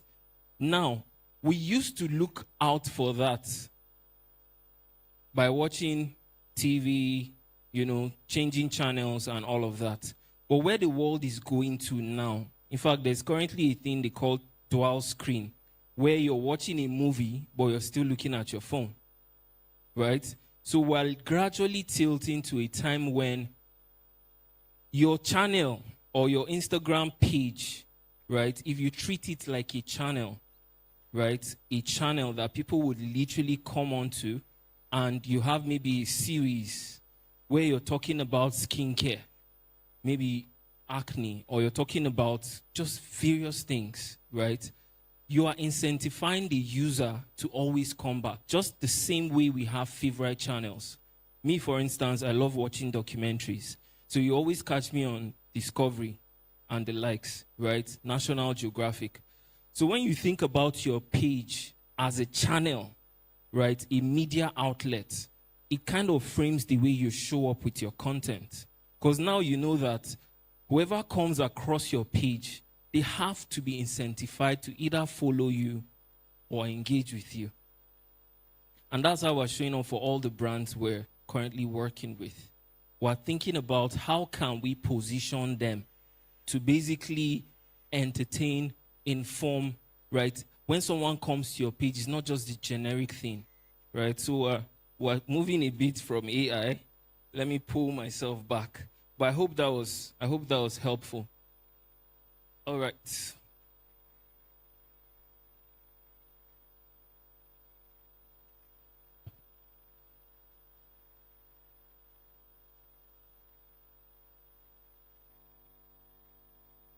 All right, so we're back. So this is another thing that, you can basically do on Nano Banana. Now, remember I told you guys, I said, I'm going to show you a secret tool, right? Now, this tool basically brings together all these AIs, a Gemini, a Claude, a ChatGPT, and I mean their latest models, right? It brings it together under one platform. And instead of paying a ChatGPT $20, paying a Claude another $20, paying a Gemini maybe $24, and all these other tools, right? You pay just $10. In fact, I discovered this tool last week, and it's incredible. It's incredible what this tool, it's incredible, and I'm going to show you guys. So you can basically sign up for this tool. It's just $10. You can scan the code to sign up. It's just $10 a month, right? And everything a pro user on ChatGPT can do, you'll be able to do it, essentially. This is game, guys. This is free game. If you've not gotten anything today, right, this is something you shouldn't joke with. And it actually has apps. You could download the app. You could use the app, essentially. Yeah, so you can scan and download and sign up.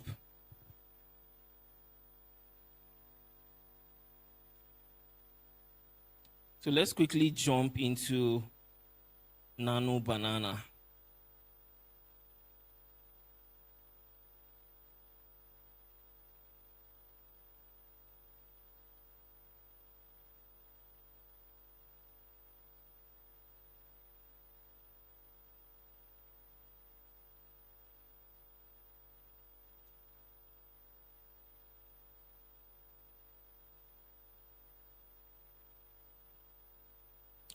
So one of the practical things I'm going to demo today is headshots, right? Headshots. A lot of us are building a personal brand, right? We need very, very clear, amazing headshots.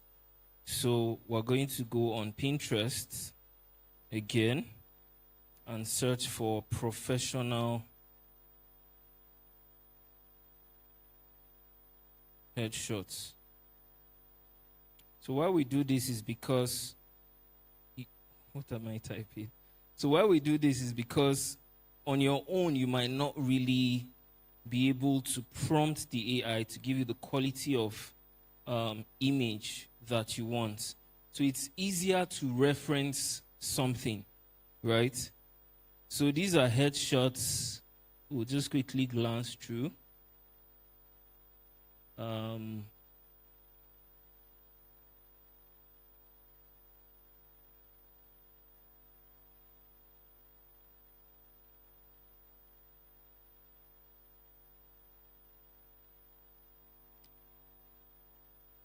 And actually, it's not enough for you to prompt it. You need to train your eyes, right? You need to know when something is really exciting. So I'm going to take this picture, right? And I'm going to take it to Claude.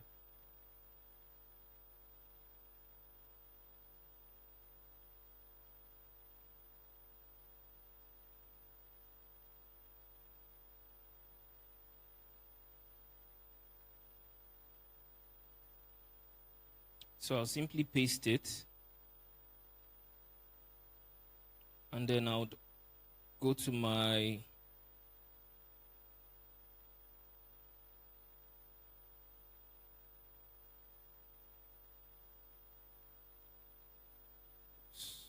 battery is running out.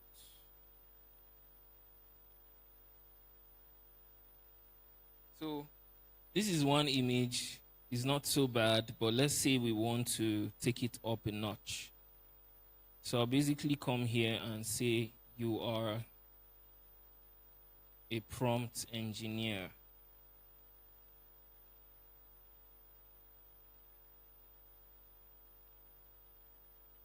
Create a prompt.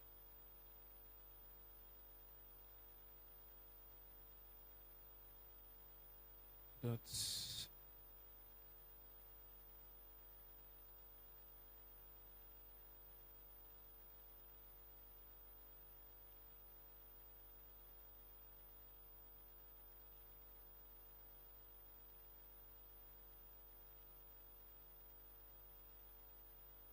the exact pose.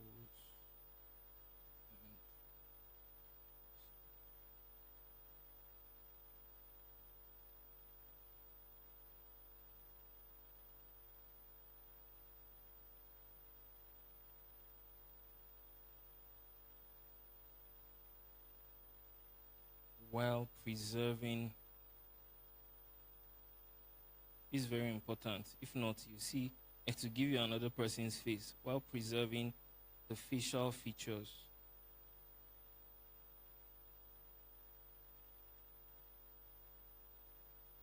Of the second image.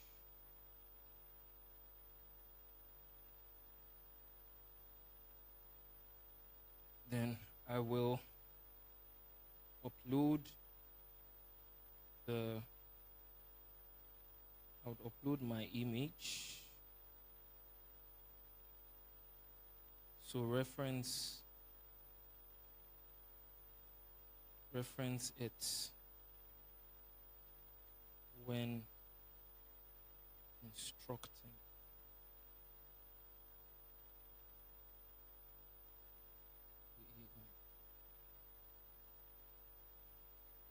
Oh, okay.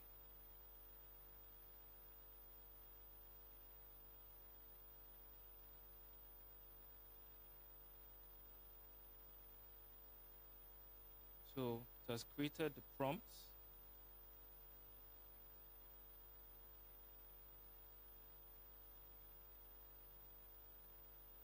And come to Nano Banana. So you can access it from gemini.google.ai.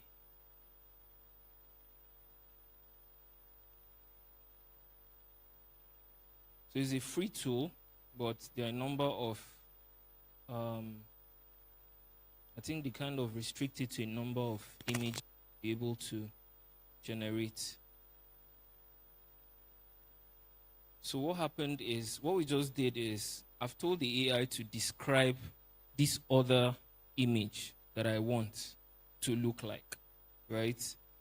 and let's see if it's able to do justice. Let me zoom in again.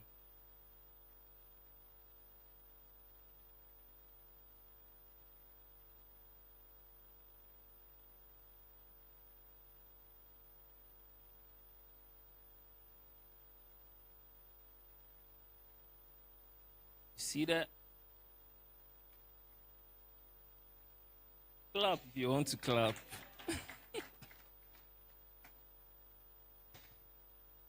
So, can't you see, like, it literally mimicked it. It preserved my facial details, right? You can literally take this to different levels. So to push this further, I would ask it to create 2 camera angles. So I'm showing you how we generated variety of the suits brands, right? 2 camera angles, create 2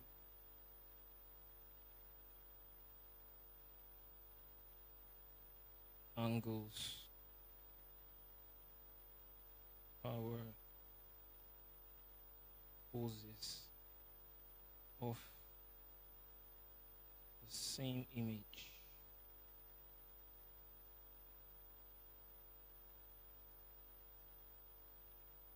So what you do at this point, and this is critical, is basically download this, because you need to re-upload it so that now you're referencing this new result. Are we following? Yeah. So you download this.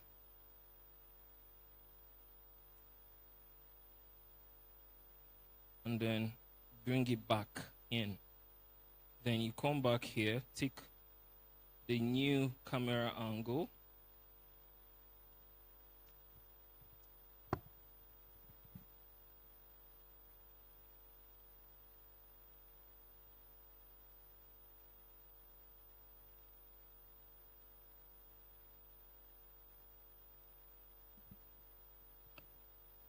And let's see what it comes up with.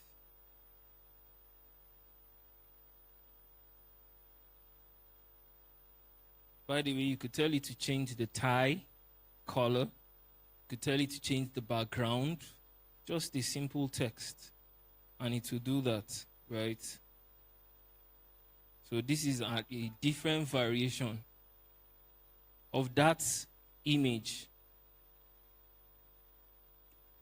Change the hairstyle. I like that. All right. So what hairstyle? You should make it dreads. Okay. All right. Change hairstyle.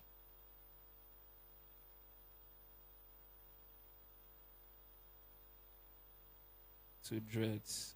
How am I typing? Change.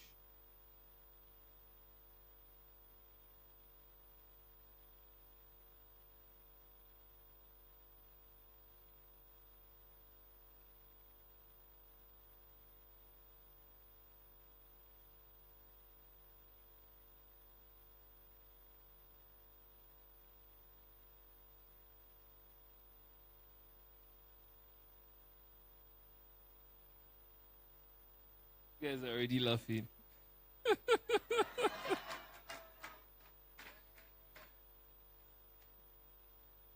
Isn't this incredible?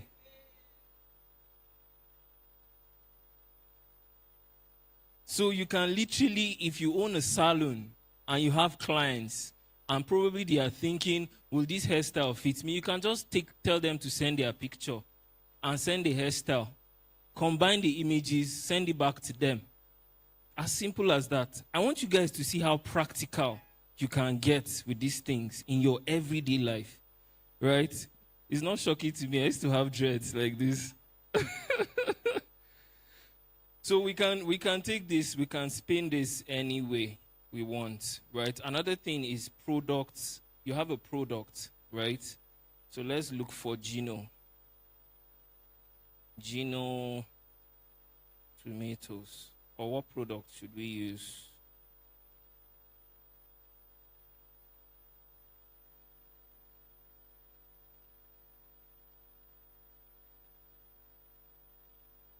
So again, we'll come back to Pinterest and say product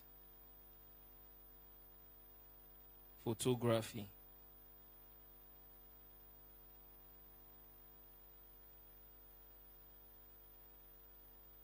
So let's say I like this. I'll simply copy it, come back to my ally. Basically paste it here, and then take the Geno can, paste it here, and tell it to create a prompt. Or you can just say do the same for this product.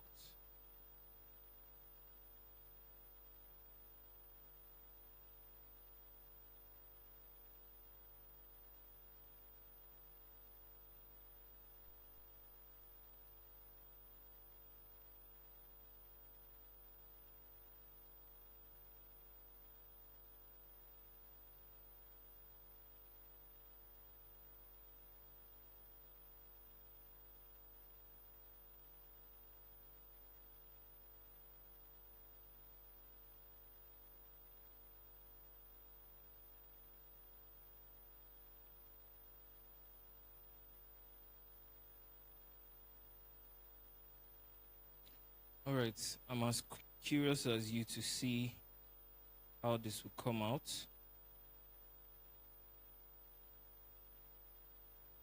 So rather, that's why I said we don't have permission to have tacky images again, because with this, you can literally take your products and take them up a notch.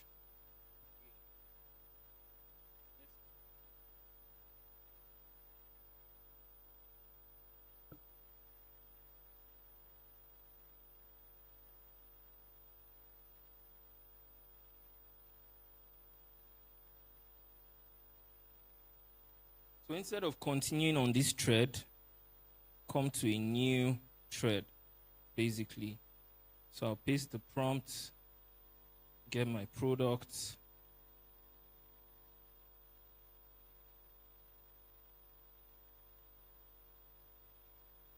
basically drop it in here, and select create images. So unless you select create images, you're basically just prompting it. So let's see if it could deliver.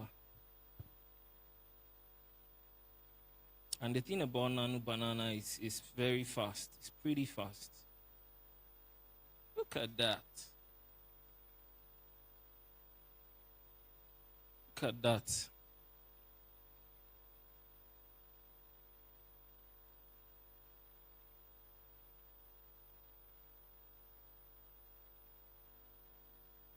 All right, so let's jump into video generation, right? My laptop is about to go out. I hope we're able to, wow. So there are 3 tools we can actually use. The first one is FreePic, the second is VO, and the third is Digen, right? That's digital generation or something. So these are like the tools that I use. So I use FreePic, I use VO3, and I recently discovered Digen. I haven't used it as much yet. So let me quickly take us to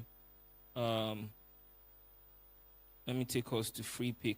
FreePic is actually a paid tool.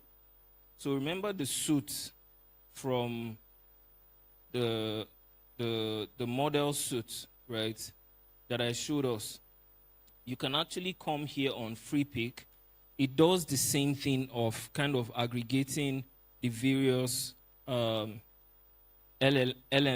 right? It brings them together. So like there's a Hagen, there's also there's Higgsfield. These are like other independent video creation tools, right? You can actually pay for free pick, and you have access to all these tools. So what I did was basically create a video from an image, right? From that picture, right? I basically added it here, and then I told the AI what I wanted. And it brought the image to life. It's a very short video, right? But what you can do is you can create a variety of this, stitch it together, and you have an excellent video. And the quality is mind-blowing. So the first one it created, right, was just like a pan-in, right? There wasn't any gesture or any movements, right? So I changed the prompt. Told it to look at his watch and stare back at the camera, and it did just that. Time won't permit us to go into all these details, but it's pretty straightforward. You just come here, you select the image, you add your prompt, and then you click generate. As simple as that. So you can use this for your product videos. Even this product video we just created. Thank you. Even the product video we just created, right? You can actually import it and basically use that to generate your images. There's another interesting thing you can do. You can actually mimic other videos here. So when you come to the video generator,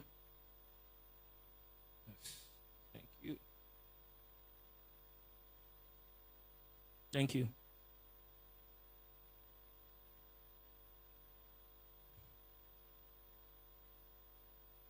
So these are designs, these are videos that people literally came up with. And the beautiful thing about FreePick is you can actually see the prompts they used, right? So you can actually copy the prompt, use it on your own product, right? Unfortunately, the network is glitching again.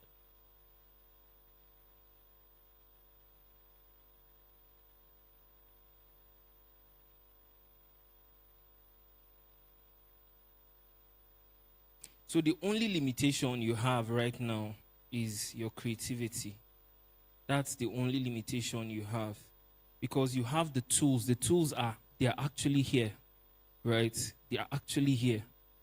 The only limitation you have right now is your creativity.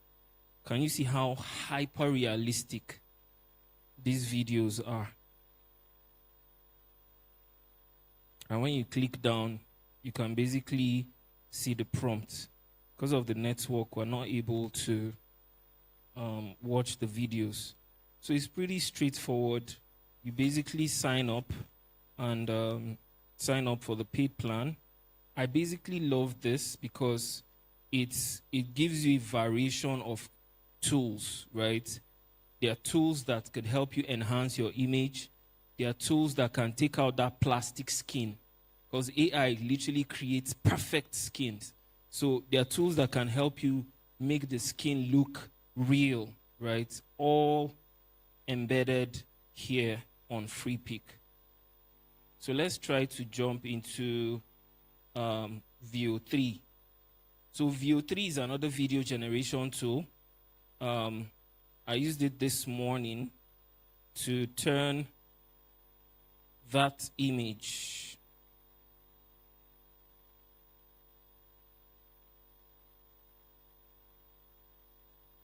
I hope it will play. Network is bugging.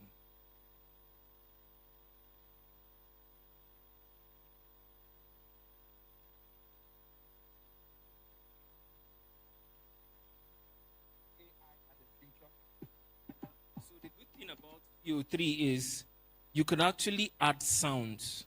You can literally make it talk, right? Unfortunately, we have just 3 generations in a day.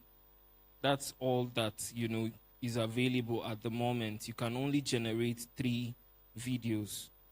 And you come to gemini.google.com. I'll switch to my pro account.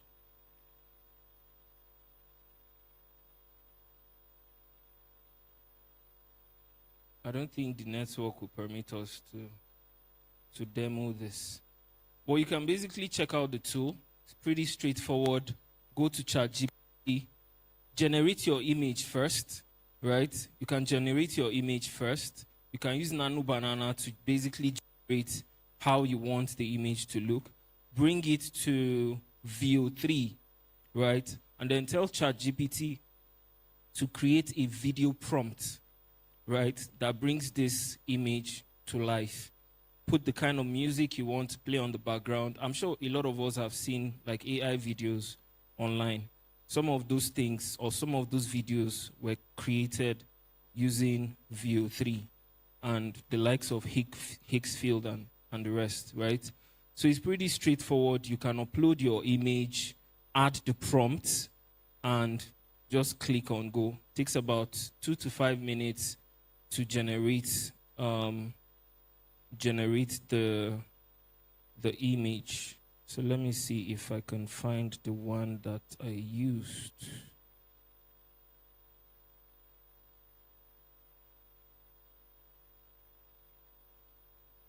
So this was me trying to generate different variations of that suit. Yeah, so View 3.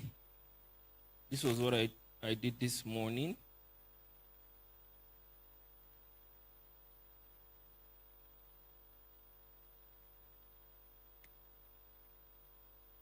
So the network isn't letting us, but we'll move ahead. All right, so we've touched on pictures. We've talked on video generation, right? You need to go and explore these tools yourself, right? You can go on what's it called, on YouTube and watch videos, right? Specific videos. So View 3 tutorials, right? Hicksfield tutorials, right? You can actually watch videos, and beyond just watching, you need to take action. You need to try it out with your brand, right? That's what gives you that excitement to want to go again, right? So let's try that out. I want to show us some apps that I generated using AI. So the first one was an app that I literally searched the internet. I wanted an app that I'll be able to do like distribution of funds that comes into the company every month, basically distributing it into different buckets, right? So I read this book called, is it Pay Yourself First? I can't remember the name now. And one of the things he said is you need to distribute the funds that come into your account. You have one account dedicated to collect the funds, but as soon as it comes in, every week you disburse to various accounts. So I'm going to quickly show us what that looks like. Thankfully, that doesn't need the internet to work. This is one of the tools that I literally created 100% on. So it's called FinFlow, right? It's called FinFlow. So the network is still coming up. So this tool is where, at the start of every month, this is where we enter like all the transactions that come in. This was created 100% with AI. You can toggle dark mode, light mode. You can enter your customers, budgeting, distribution. So this was the feature that I was actually searching for that no financial app actually had. So that's why I said you're not limited, right? With AI, whatever idea you have, you can actually birth it. You just need to prompt it well, right? So I basically created this app so that every finance that comes into the account, I can basically see the distribution. And you can literally adjust the gears, right? You can adjust it, you can edit it, and then you get a monthly summary, you know. So it's pretty detailed. I think this took me about give or take 2 days to put this together, right? Because I kept on prompting. Bear in mind that the first time you prompt it, you won't get the exact thing you're looking at. And this is a HTML app. So all I just need to do is just launch it, and it comes up on my browser. It's not connected to the cloud. It's not connected to anything. And it stores the data. So anytime I open it up, the data is still preserved, right? This is one of the apps. The second one is the fashion calculator that I spoke about. So you can basically get a breakdown of how much you should be charging for an item, essentially, right? And Mom, you were talking about your cakes. You can even do this for cakes as well, right? Based on the ingredients and all the things you bought, you can actually get a sense of how much you should be charging, right? So let's see Ankara dress. So how much did we buy the material? 15,000. You see that it's changing the figures as you're entering them. The zips, let's say 30,000. Trims, 20,000. And then you can add more costs. Let's say transportation to say market. Transportation. Let's say the Uber guy took 4-5 from us. Right? And then you put your overhead costs. In a year, how much am I paying for the shop? Let's say 700,000. What's the utility bill? Or better still, in a month, how much am I paying for the shop? Let's say 50,000. Utility bill, let's say 15. That's band B. And then staff salaries, let's say we're paying 250,000. Right? So can you see that it's giving you an estimation of the cost per unit of the item, firstly. And then you can put your competitor's price too. Right? You can put your competitor's price. Let's say competitor is Amaka, and she's selling her outfit for 75,000. So can you see that it's giving you an estimation? If you're showing up as a luxury brand, right? I think there's something missing.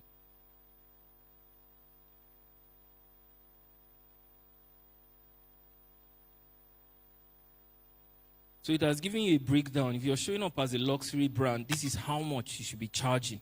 If you're showing up as a premium brand, this is how much you should be charging. Right? So I'm just trying to show you the possibilities that exist. And this is also a HTML file. For those of us that send a lot of invoice, I created something for invoice as well. Right? You can create an invoice maker from scratch, right? And it will basically let you add your logo, customize your location and all of that, enter all the details, and then you basically click on save and download, and it will download the invoice, you send it to your client.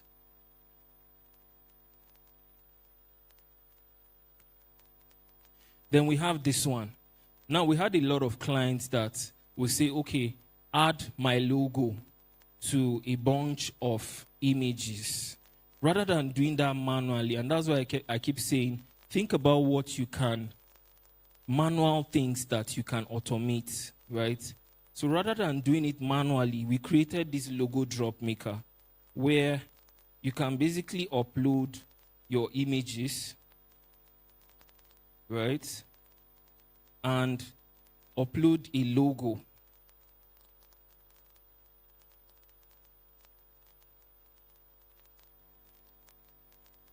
Right? Upload the logo and position it. As you're positioning it, it's literally affecting it on all the other images. Can you see that? You can adjust the size of the logo, reduce it, and if you're satisfied with it, you just come here and click download all. In seconds, this is something that would have literally taken you lots of minutes on Canva, copying the logo, adding it, and all of that. You've literally done it within a very short time, right? And then the final one is the salary flow, the one I was showing us. So we wanted to be able to track how much each department, how much we're paying each department, right? And then we created this. You have a list of all your employees, the departments, even the reports to tell you which department is taking the chunk of the salaries, right? So this just equips you to know how to basically organize yourself. So the question you're probably asking is, how do we put all of this together? And I'm going to throw that question back to us because I want us to create an app together. Very simple app, something that is a concern, something that you know you do all the time. So anybody? An app idea that we can basically create right away.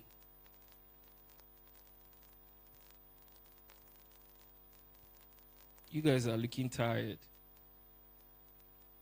You guys have tried, actually. Shopping list. Okay.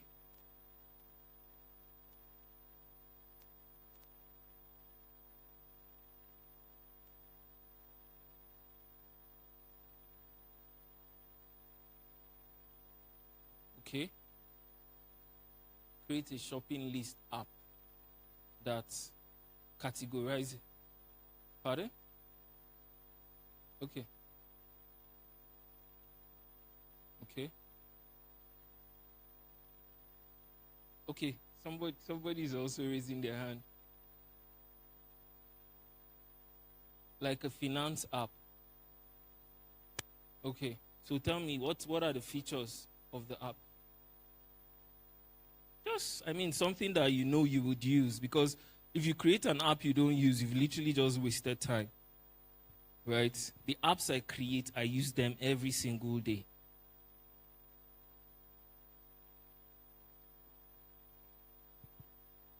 Okay? I'm just hearing echoes. Housekeeping. Your income, your Okay. markets, things you buy in the markets, then housekeeping, Okay. water bill, Okay, you want an app where you can enter your income and then manage enter your personal- expenses. Yes, and manage your Okay. personal finance. Okay. And then investments too. Yes, I think we have those already. So let's push it a little bit. Something different. Sorry, sir, to add to her, perhaps an app that can help you track your financial goals, your career goals, your financial goals. Okay. So I kind of demoed that. Let me show us. Like this dashboard, right? Every month we come in here and what we do is we enter our monthly goal. Right? So we enter it, we save it. As we're entering the income, you see that it's there's this bar that is showing us how close we are to hitting the goal. And there's something it does to you psychologically, right? When you come into the app and you see that you're far behind hitting your goal, it literally just gingers you to do more, right? So yes, we can create something like that. Simple. Okay, 2 more people. Yeah. Him, then let me see.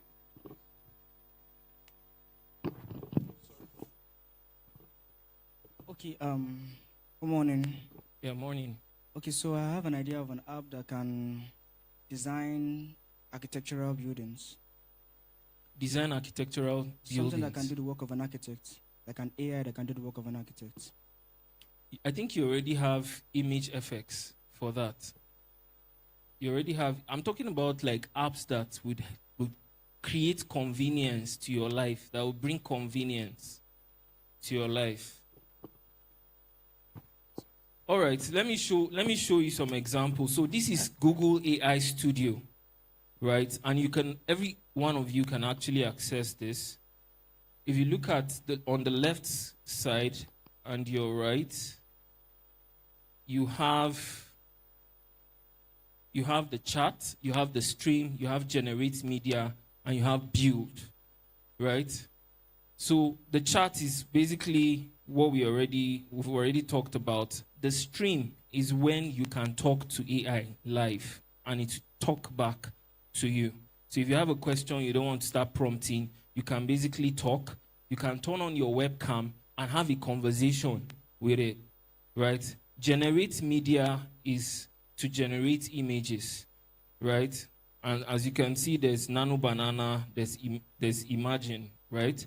And then we have build. Now this is where you actually build apps, right? So when I come to my apps or your apps, right, you can see that I've created a couple apps. I created a prompt optimizer for prompts that you create that is very long, right? I told it I want it to refine the prompt, make it shorter, right? That's an app, and it did just that. Now you can come here and just say create. Okay, it's taking us into the app.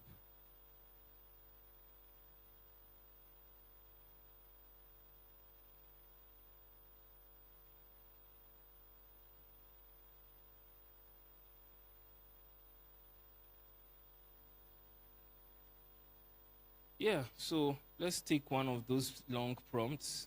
You can just basically come here, add your prompt, and click optimize.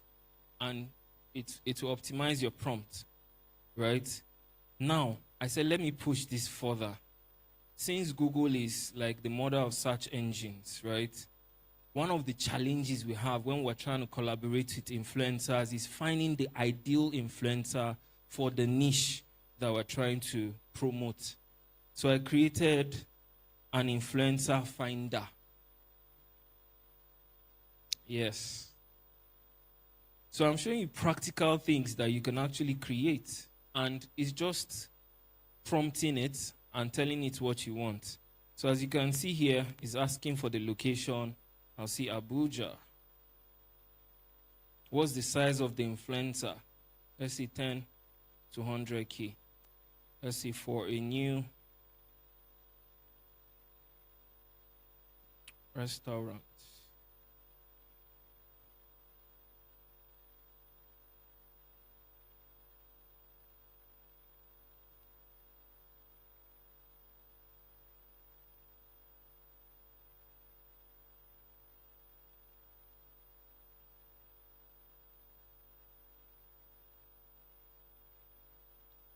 So this is something that would take my team about 2 days combing the internet, searching for influencers that we can collaborate with, right? Now it's basically searching to find like perfect matches. It's going on the web now. It's searching Google, right? Can you see? That's giving me results. Abuja food critic, the number of followers. Let's put it there. Abuja, the Abuja foodie. right?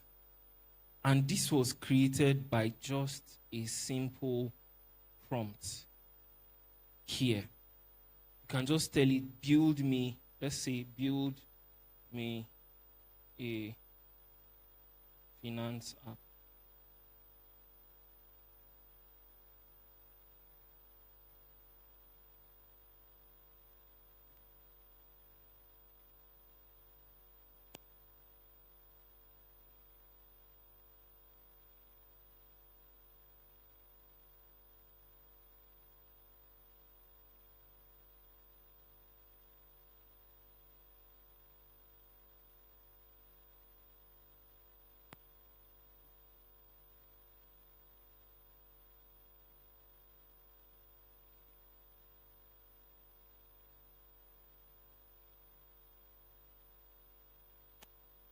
We've launched it. Yes, thinking. Mind you, that was a very vague prompt. You can actually go to ChatGPT and tell it, like, just put all the ideas you have for the app and tell it to create a prompt that will generate this app. So as you can see, it's already coding up the app live. This is, and within a few minutes or a few seconds, your app would be live.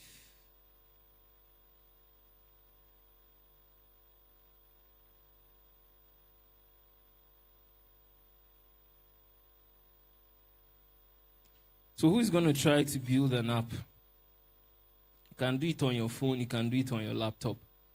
Just think, don't overthink it. You see how very simple apps, influencer finder, right? This is something that we can actually monetize. If we put this on the cloud, a lot of people will actually pay for it, right? Because it's a hassle for my team that I identified. So you might want to look in depth, like what is the hassle that you could solve with AI? Now, you see, that's created our finance tracker, right? Add new transaction is there. Recent transaction, finance goals, you know. Now, tell it to change currency to Naira.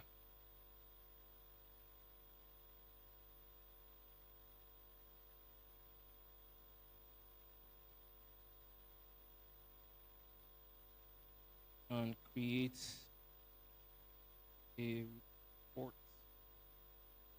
Create a dashboard.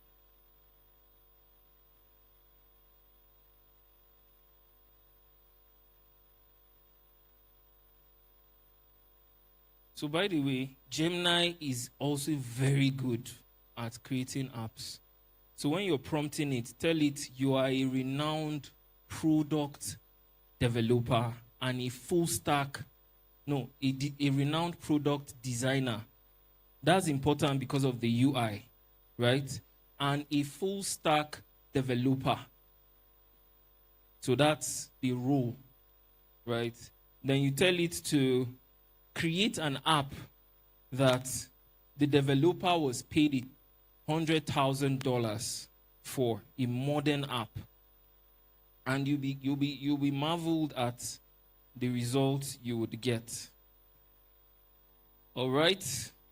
So that brings me to the end of our session. I had a really exciting time with you guys today. Thank you very much.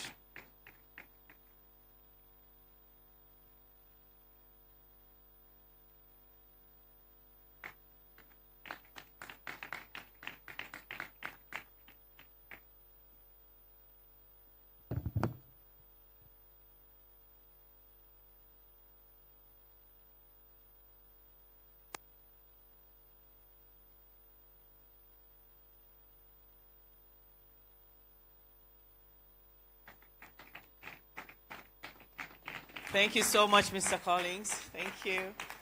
Thank you. We truly appreciate this. Thank you so much. You may be seated. Thank you all for coming. I don't know whether I should thank you or you should thank us.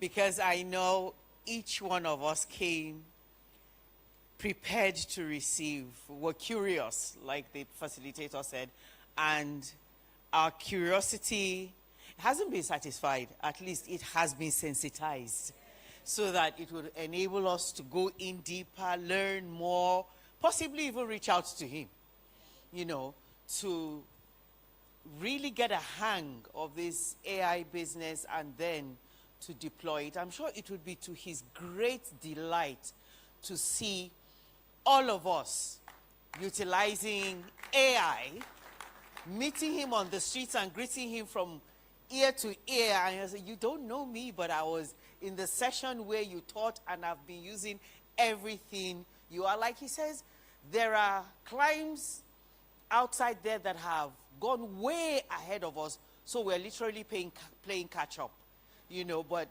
as long as we set our mind to it, I'm sure we can catch up and overtake. Because I know we have very creative minds. And as we continue to engage ourselves, I know and trust that God himself will also bring the divine dimension to take us up to another level. Thank you so very much, Mr. Collins, and his wife who is here for moral support, who added so much to our being here this afternoon. That brings us to the end of today's session. His social media. Okay, somebody wants to know your social media handles. You will, okay. So would it come along with your slides? That would be